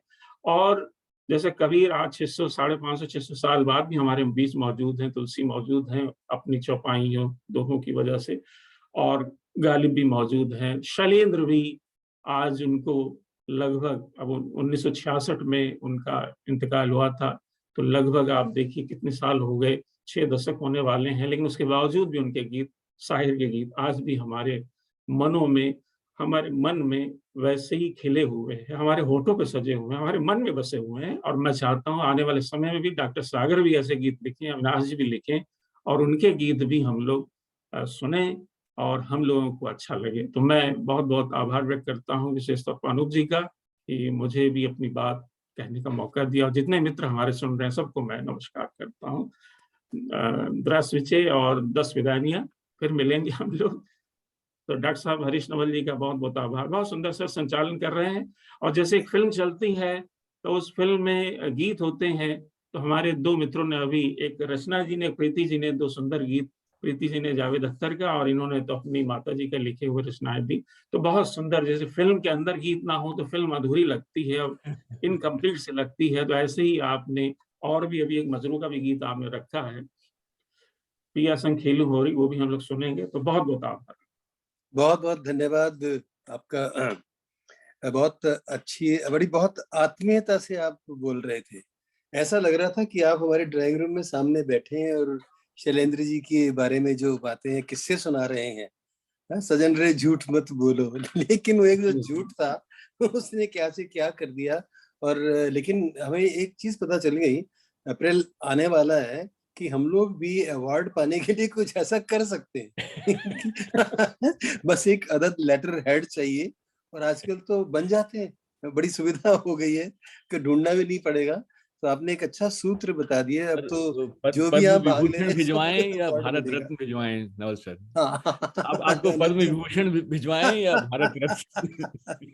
बहुत बढ़िया। आपने एक जो आपका जो सार, आपका जो आपने बहुत चीजें बताई, पर शैलेंद्र जी की जो एक ऐसी बात आपने बताई कि वो रोमानी गीतों को रूहानी बना देते थे। ये जो बात है ना, आत्म से ब्रह्म की तरफ जाने की, ये उस परम स्थिति की बात है। बड़ी सूफियाना बात भी है और संतों की वाणी की बात भी है। इसीलिए आपने कबीर का भी, तुलसी का भी, सबका नाम लिया कि उनमें निर्गुण सगुण दोनों भाव थे। और जो राज कपूर की तीसरी कसम है, उसमें जो गीत लिखे हैं वो हम कहाँ भूल सकते हैं। वो तो अमर हो गए।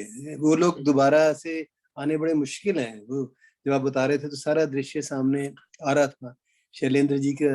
और शैलेंद्र जी ने कई चीजें ऐसी बनाई हैं जो आज भी नारों के रूप में इस्तेमाल की जाती हैं, जो मिटती नहीं है। बहुत बहुत धन्यवाद। और 10 विदानियां तो हम नहीं कहेंगे आपको हम आपको सिर्फ 5 विदानियां कहेंगे। उसके बाद जब प्रोग्राम खत्म होगा तब 10 विदानियां होंगी। बहुत बहुत धन्यवाद, बहुत अच्छा आपने बात की। लीजिए, ये थे इंद्रजीत जी, और कितने रस से उन्होंने हमको भिगो दिया, कितनी अच्छी बातें बताई कि प्रीतम साथ हो तो होली होती है। और एक बड़ी बात कि होली हिंदुओं का नहीं, भारत का त्योहार है। और कितने ही गीत लिखे हैं जो हिंदू नहीं है किंतु हमारी परंपराओं को जानते हैं, और उनके ऊपर उन्होंने गीत रचे। बहुत अच्छी बात आपने की थी। और लीजिए, अब हमारे सामने एक और बड़ा व्यक्तित्व सामने आ रहा है जिनका नाम ही है डॉक्टर सागर। सारी नदियां तो सागर में ही समाहित होती हैं। आप 1 दर्जन फिल्मों के गीत लेखक हैं। अरे वाह, आप भी बहुत युवा है डॉक्टर सागर। एक तो जब डॉक्टर लग जाता है तो लगता है कि व्यक्ति उम्र में उतना तो बड़ा होगा जितना मैं हूँ, डॉक्टर लगा हुआ है। तो आप बहुत यंग हैं, और आपने BHU से भी शिक्षा ली, JNU से भी शिक्षा ली। देखिए, दोनों और छोर हैं, लेकिन आपने दोनों जगह से शिक्षा प्राप्त की, और आपकी PhD साहिब लुधियानवी को समर्पित है। वाह, एक PhD शैलेंद्र जी की थी और एक PhD साहिब लुधियानवी की। बहुत सुंदर। और बम्बई का बा जो आपका गीत है वो तो आजकल सभी जगह गाया जा रहा है, चलती कार में, ट्रेन में, हवाई जहाज में, सब आपको सुनते हैं। आपको वागधारा सम्मान महाराष्ट्र का प्राप्त हुआ, पुरवैया राष्ट्रीय सम्मान प्राप्त हुआ, और बलिया जहाँ से आप बिलोंग करते हैं, कितनी बड़ी बात है कि जब अपने ही परिवार वो हमको सम्मानित करें, सबसे बड़ा सम्मान वही है। तो आपको बलिया रत्न अवार्ड दिया गया। BBC और ललन टॉप में भी आपके गीत जो हैं, ख्वाबों को सच करने के लिए तितली ने सारे रंग बेच दिए। देखिए कितनी क्या कुछ कहना चाह रहे थे आप, आपने एक छोटी सी लाइन में कह दिया, ख्वाबों को सच करने के लिए तितली ने सारे रंग बेच दिए। ये जो टॉप 10 में गीत हम सुनते रहे हैं, जब भी ये गीत आते हैं तो हम उसके ऊपर सोचने लग जाते हैं। बहुत ही फिलोसॉफिकल है, कहाँ से कहाँ तक पहुंच जाते हैं। तो ये जो शब्द से अर्थ की यात्रा है आपकी, बहुत अनवरत यात्रा करते हैं। बहुत अच्छा लगा। और आप मुंबई में निवास करते हैं। आप देखते हैं कि अब हमारे सामने डॉक्टर सागर क्या कहते हैं, वो अपने अनुभव गीतों के बारे में कैसे बताते हैं, होली पर क्या टिप्पणी देते हैं। आइए सागर साहब, स्वागत है आपका।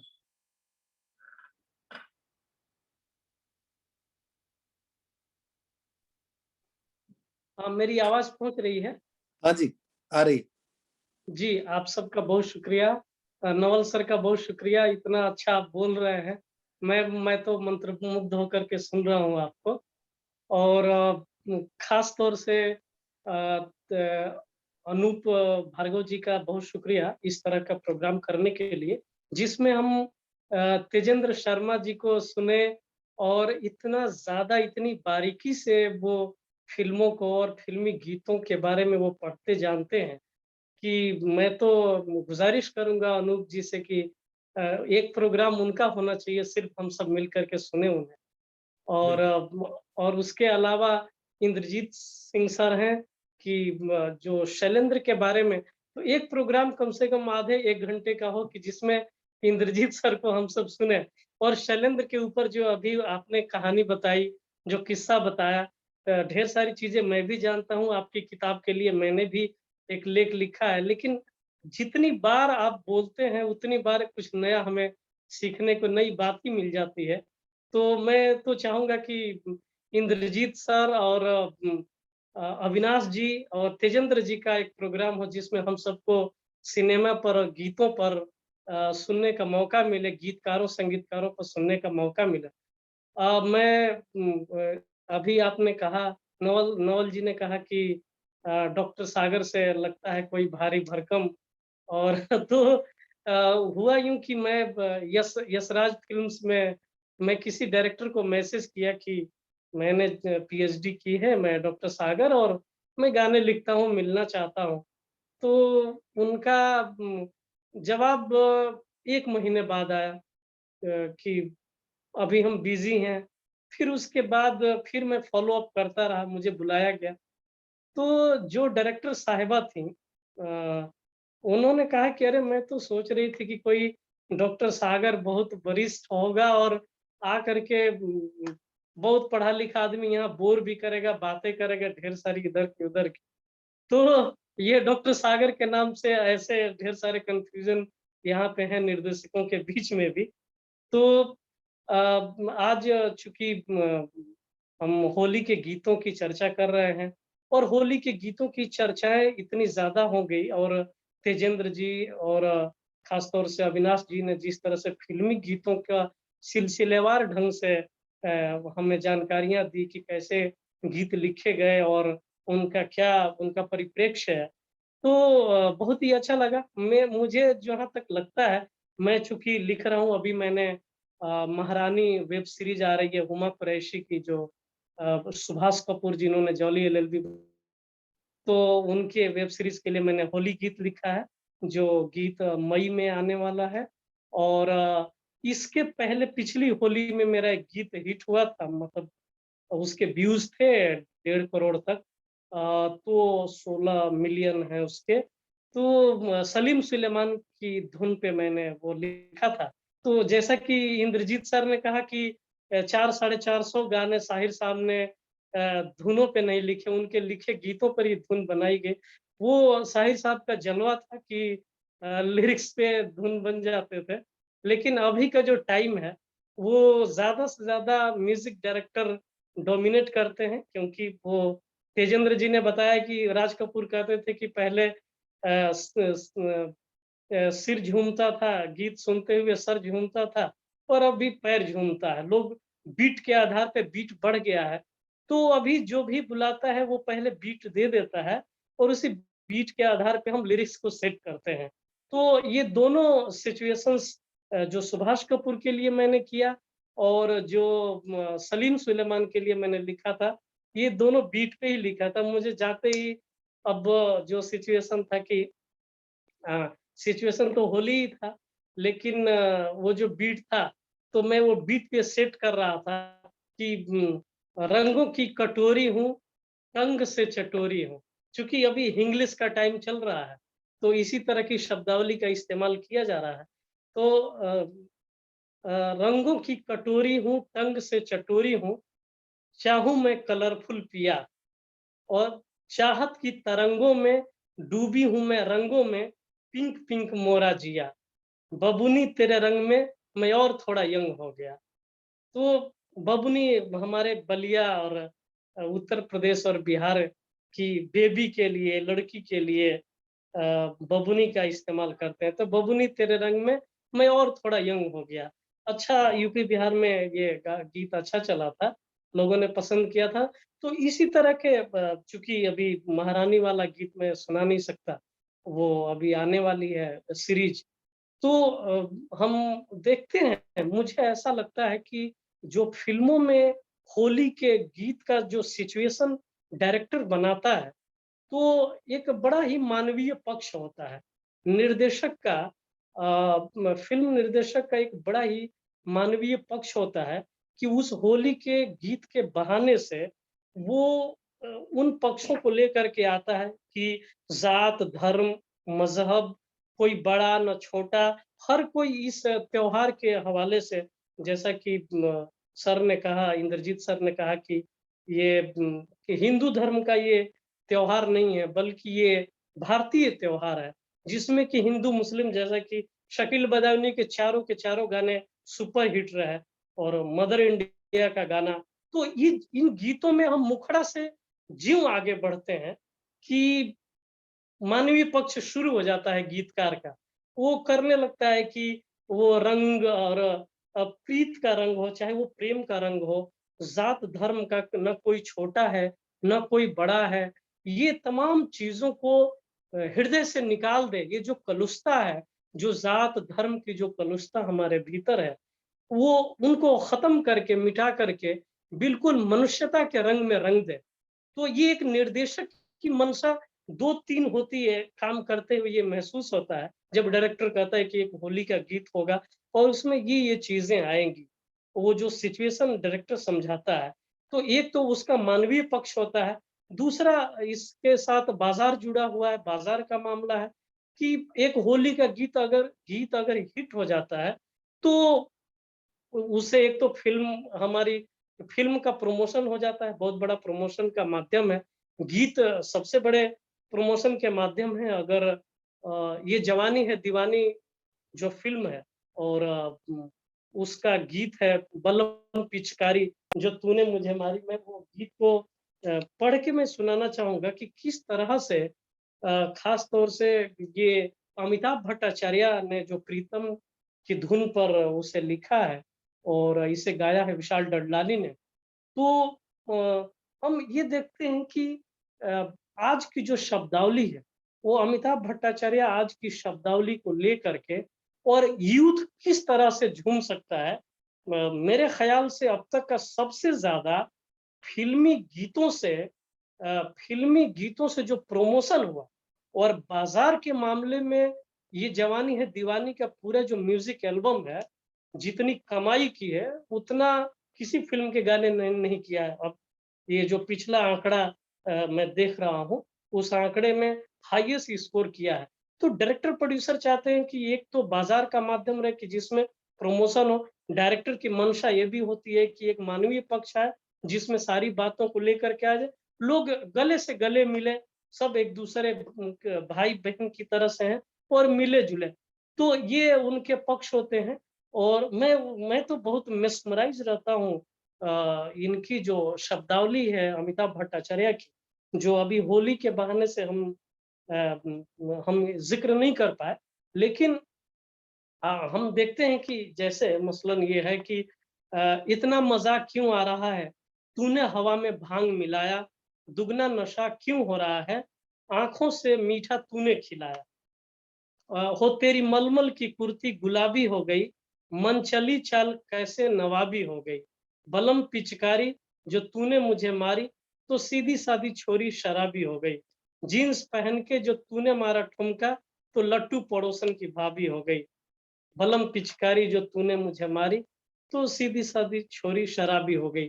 तो ये आज का की जो जनरेशन है, आज का जो युवक है, युवतियां हैं, इनको लेकर के जिस तरह से फोकस करके अमिताभ भट्टाचार्य बड़े ही कारीगर आदमी हैं आज की यूथ को लेकर के, जैसे रचते हैं कि जैसे डिप्रेशन में आज कोई अगर फ्रस्ट्रेटेड है प्यार में और लड़की कहती है कि दिल पे पत्थर रखकर मुंह पर मेकअप कर लिया, मेरे सैया जी से आज मैंने ब्रेकअप कर लिया। तो ये कुछ दिन तो रोना धोना जमकर किया और पार्लर में जाके शैम्पू जमकर किया, कॉलेज के सहेलियों को व्हाट्सएप कर दिया और जिनसे मिल ना पाई उनको व्हाट्सएप कर दिया। तो ये आज की जो जनरेशन है उसकी नब्ज को पकड़ करके जिस तरह से देखिए, अभी जब बातें हो रही है गीतकारों की, साहिर साहब है, शैलेंद्र, मजरू सुल्तानपुरी, शकील बदायूनी, उनकी बातें करते हुए हम भूल जाते हैं कि आज के जो गीतकार मैं प्रसून जोशी, इरशाद कामिल, अमिताभ भट्टाचार्य, कौसर मुनीर, आज से तेरी गलियां मेरी गलियां सारी हो गई, आज से घर तेरा घर मेरा हो गया। तो इतना आज के टाइम में जिस तरह से गीतकार, उस तरह के बड़े गीतकारों की हम चर्चा करते हैं, उसी तरह से हमें इनकी भी चर्चा होनी चाहिए। इरशाद कामिल, अमिताभ भट्टाचार्य, प्रसून जोशी, स्वानंद किरकिरे, मनोज मुंतशिर और कौसर मुनीर, ये वरुण ग्रोवर, तमाम बेहतरीन गीतकार इस दौर के गीतकार हैं कि जिनका जिक्र किए बगैर हिंदी सिनेमा के गीतकारों का जिक्र होना अधूरा माना जाएगा। मेरी तरफ से मैं ऐसा मानता हूँ।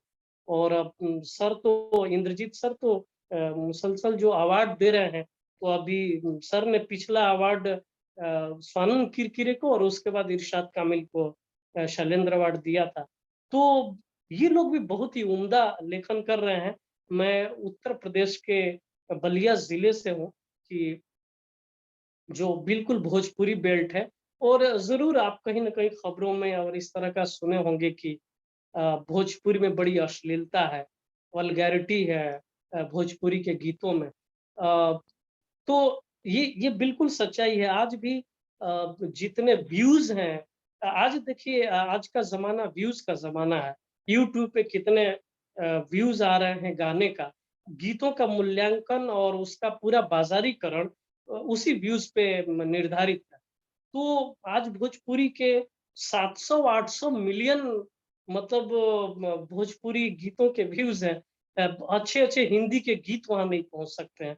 700 मिलियन तक व्यूज गए हैं। इनकी टक्कर सिर्फ पंजाबी के गीत बादशाह, हनी सिंह और रफ्तार और ये तमाम जो गुरु रंधावा के जो गीत हैं वो टक्कर ले रहे हैं भोजपुरी के गीत।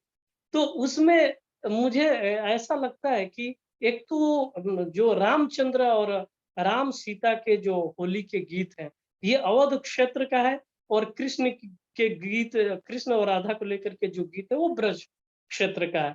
ये अभी भी हमारे यहाँ, मुझे जो बचपन से जो जिन गीतों को, होली गीतों को मैं सुनता आ रहा हूँ, तो उसमें मैं पाता हूँ कि राम को लेकर के यही होली खेले रघुबीरा, अवध में होली खेले रघुबीरा, जिसे क्रेडिट समीर का है। बागमा का जो गीत है, अमिताभ बच्चन और आदेश श्रीवास्तव का संगीत है उसमें, तो उसको लेकर के बनाया गया है, क्योंकि उन्हीं गीतों को ले दे करके उत्तर प्रदेश में मेरी तरफ खास तौर से जो भोजपुरी बेल्ट है, बलिया, गाजीपुर, देवरिया, और बिहार में थोड़ा एंटर करें तो सिवान, छपरा, गोपालगंज का जो पूरा एरिया है, तो राम को लेकर के वही गीत है। बाकी के जो गीत हैं वो निहायत मानसल है, दैहिक है, और वो चोली को लेकर के, वो साड़ी चोली और उसके अलावा लहंगा, इसके अलावा वो बाहर निकलते ही नहीं। जबकि हिंदी गीतों में हम नजर दौड़ाते हैं तो देखते हैं कि इतना रेंज बड़ा है कि होली गीतों के बहाने से सिचुएशन को भी प्रोसीड कर रहे हैं, आगे बढ़ा रहे हैं, बाजार को भी फॉलो अप कर रहे हैं, और पूरी मनुष्यता को उस होली गीत के बहाने से उसमें स्थापित करते हैं उन फिल्मों में, उस फिल्म के सिचुएशन को। तो जैसा कि इंद्रजीत सर ने कहा कि ये जो शैलेंद्र हैं किस तरह से रूमानियत से रूहानियत की तरफ चले जाते हैं, तो उसी तरह से मेरा मानना है कि साहिर साहब उसी तरह से रूमानियत में जाएंगे, लेकिन उनके यहाँ रिवोल्यूशन जरूर आएगा। और पूछ कर अश्क अपनी आंखों से मुस्कुराओ तो कोई बात बने, और फिर आ जाएंगे अपनी अपनी अपनी जगह पे, वो फिर आ जाते हैं। रंग और नस्ल, जात और मजहब जो भी हो आदमी से कमतर है, दूर रहना कोई कमाल नहीं, पास आओ तो कोई बात बने। तो जैसे शैलेंद्र रूमानियत से रूहानियत की तरफ बढ़ते हैं, उसी तरह से जैसे मजाज साहब का है कि तेरे माथे का ये आंचल बहुत ही खूब है, लेकिन इस आंचल का परचम बना लेती तो अच्छा था। तो ये अपने अपने रंग है। मजरू साहब का अपना रंग है, शकील बदायूनी का अपना है, लेकिन शैलेंद्र और साहिर लुधियानवी का जो रंग है फिल्मी गीतों में, वो अमेजिंग है। रूमानियत से रूहानियत, रूमानियत से रिवोल्यूशन साहिर साहब का है। वो जो गाना है कि इन काली सदियों के सर से जब रात का आंचल ढलकेगा, जब दुख के बादल पिघलेंगे, जब सुख का सागर छलकेगा, जब अंबर झूम के नाचेगा, जब धरती नगमे गाएगी, वो सुबह कभी तो आएगी, वो सुबह कभी तो आएगी। तो ये कमाल है। हम फिल्मी गीतों के हवाले से चल रहे हैं, और मुझे लग रहा है कि हमारा टाइम हो गया होगा। हमने और मेरे आने वाले गीत के लिए जी, समय काफी हो गया है डॉक्टर सागर, आप बिल्कुल ठीक कह रहे हैं। हाँ, आपने पहचान लिया है। बिल्कुल। मैं जाते जाते मैं अनूप सर से गुजारिश करूंगा कि तेजेंद्र सर का और इंद्रजीत सर का, अविनाश त्रिपाठी जी का, इन लोगों का इन तीन को रखा जाए, और नवल सर उसकी करे, मन संचालन करे, जिसे हम सबको सुनने का मौका मिले। आप सबको मैं प्रणाम करता हूँ। प्रीति जी, रचना जी को मैं प्रणाम करता हूँ। बहुत अच्छा गीत सुनाया आप दोनों ने। बहुत बहुत धन्यवाद सागर जी। और जैसा आपने कहा, हम निश्चित रूप से तेजेंद्र जी को फिर से लेकर आएंगे, अविनाश त्रिपाठी जी को, आपको भी, सबको विस्तार से सुनना चाहेंगे। और जैसा कि मैंने कहा कि ये हम एक मासिक श्रृंखला बनाना चाहते हैं फिल्मों के बारे में।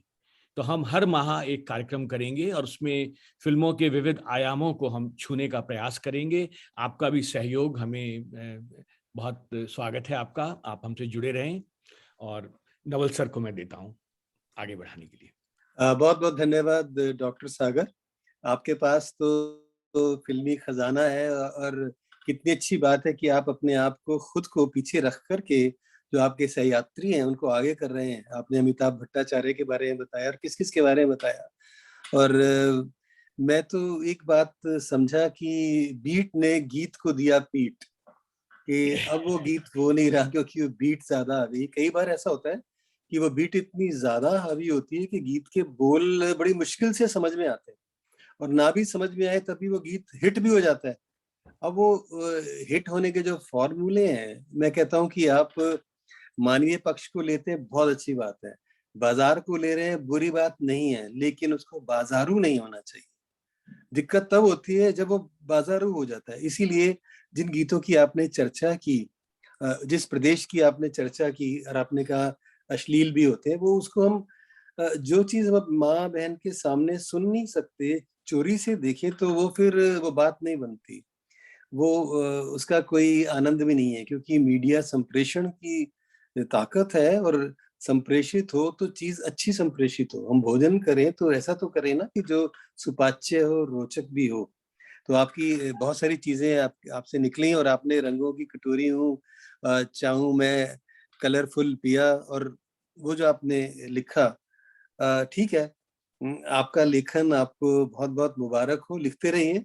लेकिन अगर शैलेंद्र और साहिर, विशेष रूप से साहिर, अगर आपकी आत्मा में बसे हुए हैं तो आप भी कलम को वैसा ही लिखिए, इनकलाबी लिखिए। या फिर ऐसी बात पैदा कीजिए कि आप कलरफुल पिया कहते कहते भी उसमें वो रूहानियत या सोशल इशू को पैदा कर दें। और आप में वो ताकत है।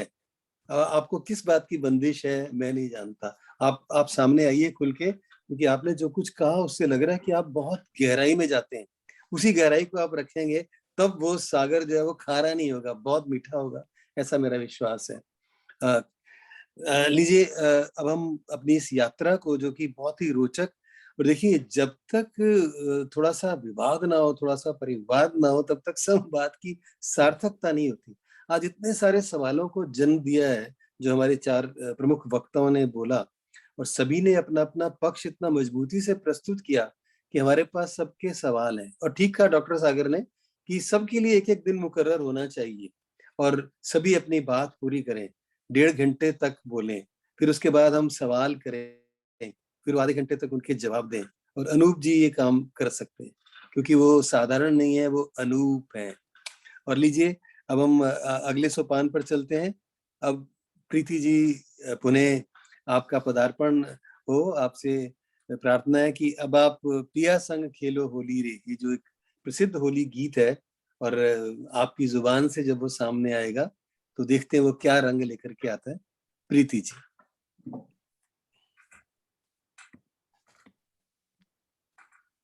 धन्यवाद हरीश जी, बहुत बहुत। मैं राग चारुकेशी पर फिल्म फागुन का गीत प्रस्तुत करूंगी। संगीतकार, जैसे कईयों ने कहा है कि बहुत सारे गीत हिंदुओं ने नहीं, मुसलमान शायरों ने लिखे हैं। तो मजरू सुल्तानपुर की बहुत खूबसूरत और यूपी की भाषा में और महाराष्ट्र के प्रस्तुतिकरण के साथ वहीदा रहमान जी ने इसे बहुत खूबसूरती से पेश किया है। आशा करती हूँ आपको ये गीत पसंद आएगी।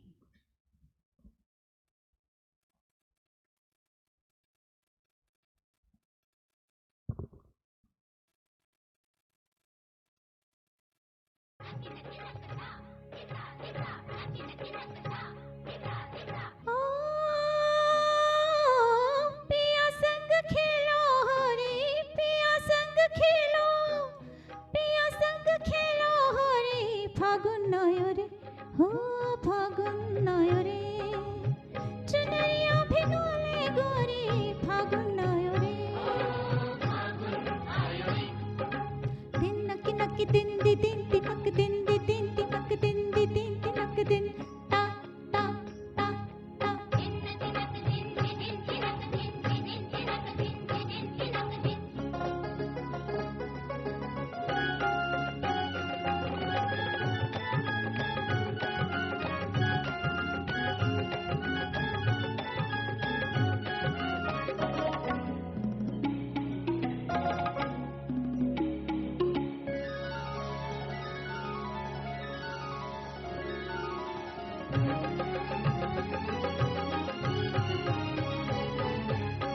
देखो जिसो मच रहा शोर, गली में अबीर उड़े हवा में गुलाब, कहीं कोई हाय तन को चुरा चली जाए दीदी गारी पूछे जाएगा, करे कोई चोरा चोरी, करे कोई चोरा चोरी, फागुन नयोरी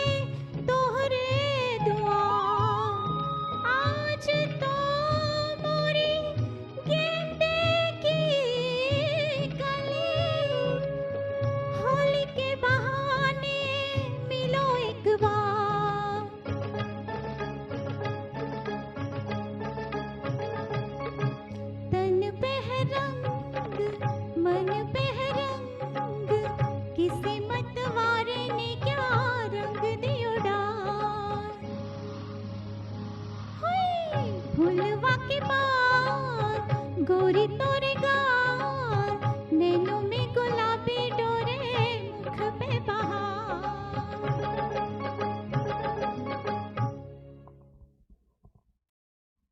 शुक्रिया।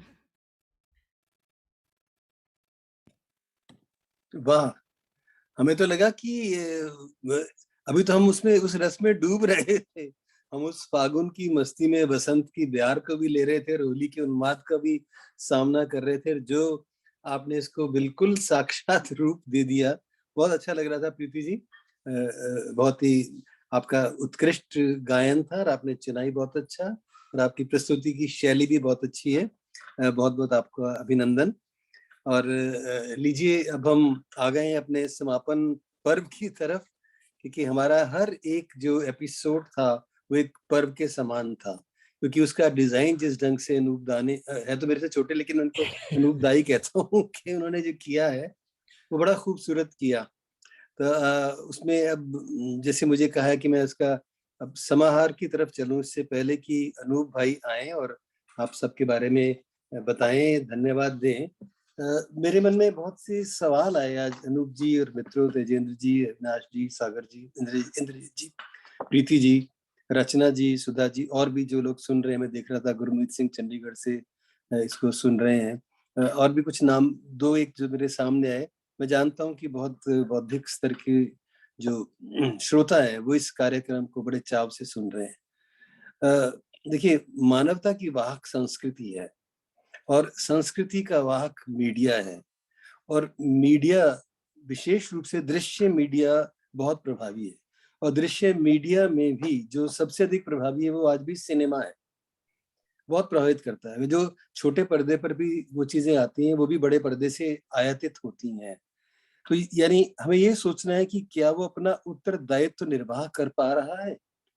होली के गीतों के माध्यम से, और जिन गीतकारों ने इसकी रचना की, जिन निर्देशकों ने इसका निर्देशन किया और जिन्होंने इसको प्रस्तुत किया, उन सबको, जो आपने इतने अच्छे अच्छे भी वक्तव्य सुने फिल्मों के बारे में, तो उससे एक सवाल आता है कि क्या सिनेमा आज क्या उसका निर्वाह भी कर पा रहा है कि नहीं, कि हमें वो निर्वाह चाहिए, है ना। हमारे यहाँ कहते हैं ना, सत्यम शिवम सुंदरम। अब सत्य हो सकता है हम दिखा रहे हैं, सुंदर भी लग सकता है, लेकिन शिव कहाँ है? कल्याण की भावना, वो जो सांस्कृतिक चेतना है, वो एक मेरा सवाल है कि वो शिव कहाँ है? उस शिव को कौन लाएगा? उस शिव को केवल वो ला सकता है जिसके पास शब्द संयोजन करने की कला और प्रतिभा है, यानी लेखक, साहित्यकार, कवि, गीतकार, वो उसको सामने ला सकता है। अब वो जो सांस्कृतिक चेतना का विस्तार है, वो जो एक तरह से शिक्षा और दीक्षा का विस्तार है, उसको कल्याणकारी कितना होना चाहिए, जिसमें कि भारतीय संस्कृति भी आए और हमारी सभ्यता की एक पहचान भी हो। इसमें कोई शक नहीं कि लोक संस्कृति की वाहक है होली के गीत, कि जो आज उदाहरण दिए गए और विशेष रूप से जो क्लासिक उदाहरण दिए गए हैं, उनमें भारतीय लोक संस्कृति कितने मधुर ढंग से आ रही है। यही माधुर्य बना रहे, ये लोक संस्कृति भी चलती रहे और परंपरा भंजक तो हो, लेकिन जो गलत चीजें हैं वो नष्ट ना हो। वो हाँ, गलत चीजें नष्ट हो, अच्छी चीजें जो जा रही हैं वो नहीं होना चाहिए। यानी जो सांस्कृतिक प्रदूषण है वो नहीं होनी चाहिए। जो मैंने बात कही कि बाजार बहुत जरूरी है, मार्केट में रहना है और हमारे को युग धर्म का निर्वाह करना है, जैसा डॉक्टर सागर बता रहे, जो हमारा युग धर्म है उसका हम निर्वाह करें, किंतु उस निर्वाह में हम किस ढंग से वो बात पैदा कर सकते हैं जो हमारा मानसिक ध्येय रहता है और हम किसी कारण से कर नहीं पा रहे। तो ये जो भोक्ता संस्कृति है, जो कंज्यूमर्स वर्ल्ड है, इसमें जो बाजार की मांग है, उस मांग को कायम करते हुए भी हम किस प्रकार से अपनी बात कहें, ये आज यहाँ से बात निकल के आई है। और इसके विरुद्ध जन चेतना कैसे जागेगी और ये काम लेखकों से बेहतर कौन कर सकता है। तो यहाँ जो लोग सुन रहे हैं वो भी साहित्य से जुड़े हुए हैं, हिंदी से, भाषाओं से जुड़े हुए हैं। तो कलम का सही इस्तेमाल अब संस्कृत होती हुई संस्कृति की ओर चले, ये आज की इस श्रृंखला का निचोड़ है। बहुत सुंदर आयोजन का स्वरूप बनाया अनूप जी ने और बहुत अच्छे ढंग से सभी ने अपनी बात की। तेजेंद्र जी ने, अविनाश जी ने, इंद्रजीत जी ने, सागर जी ने और प्रीति जी और रचना जी ने उसमें जो सोने पर सुहागा दिया वो आपके समक्ष है। मैं अब निवेदन करूंगा हमारे जो नियोजन करता है उनसे, अनूप जी से, कि वो आए और समाहार और समापन मैंने समाहार कर दिया, समापन तो उनके मुखारबिंद से ही होगा। धन्यवाद नवल सर, आपके इतने सुंदर समाहार के बाद कुछ और कहने को रह नहीं जाता, लेकिन एक धन्यवाद देना जरूरी हो जाता है।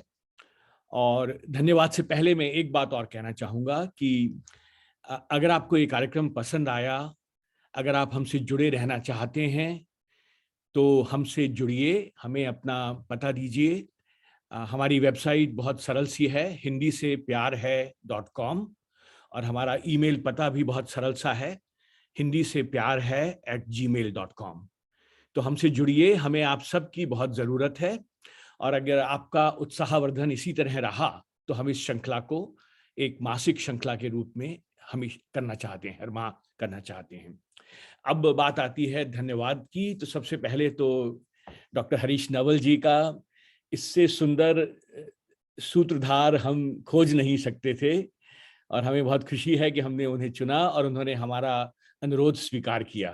तो बहुत बहुत धन्यवाद डॉक्टर नवल, आपने कार्यक्रम को एक बौद्धिक ऊंचाई दी जो कि बहुत जरूरी थी। आपका स्नेह बना रहे, आपका मार्गदर्शन बना रहे। सभी वक्ताओं को मैं धन्यवाद देना चाहता हूं जिस क्रम में उनको बुलाया था। तेजेंद्र शर्मा जी, अविनाश जी, इंद्रजीत जी और डॉक्टर सागर, सबको बहुत बहुत धन्यवाद। प्रीति गोविंदराज को बहुत बहुत धन्यवाद इतने मीठे गानों के लिए। सुधा जी को धन्यवाद इतने मीठे माहिया लिखने के लिए, और उनकी बेटी रचना राठौड़ पंजाबी जी को धन्यवाद इतने मधुर गायन के लिए। इसके साथ ही ज़रूरी हो जाता है कि मैं हमारी जो हिंदी से प्यार है की कोर कमिटी है उसको मैं धन्यवाद दूं। हमारे साथ जुड़े हुए हैं बालेंदु दाधीच, शार्दुला नौगजा और चीन से हरप्रीत सिंह पुरी। मैं इन सबको धन्यवाद देना चाहता हूं, पूरी टीम को। हाँ, एक और, हमारा जो सुंदर फ्लायर आपने देखा था वो शिप्रा जी ने बनाया है, शिप्रा सक्सेना ने, जो कि जर्मनी में रहती हैं, उनको बहुत बहुत धन्यवाद। और ये जो आप खूबसूरत सा वर्चुअल बैकग्राउंड देख रहे हैं वो बनाया है अवनी शाह ने, जो कि न्यू जर्सी में रहती हैं। तो इन सबको धन्यवाद। यदि मैं किसी को भूल गया हूं तो मुझे माफ़ी दीजिए। डॉक्टर जगदीश व्योम जी हमारे बीच में दिख रहे हैं। डॉक्टर जगदीश व्योम हिंदी से प्यार है से जुड़े हुए हैं शुरू से। उनका जो भी हमें मार्गदर्शन मिलता रहता है उसके लिए हम आभारी हैं। और अब हम सबको एक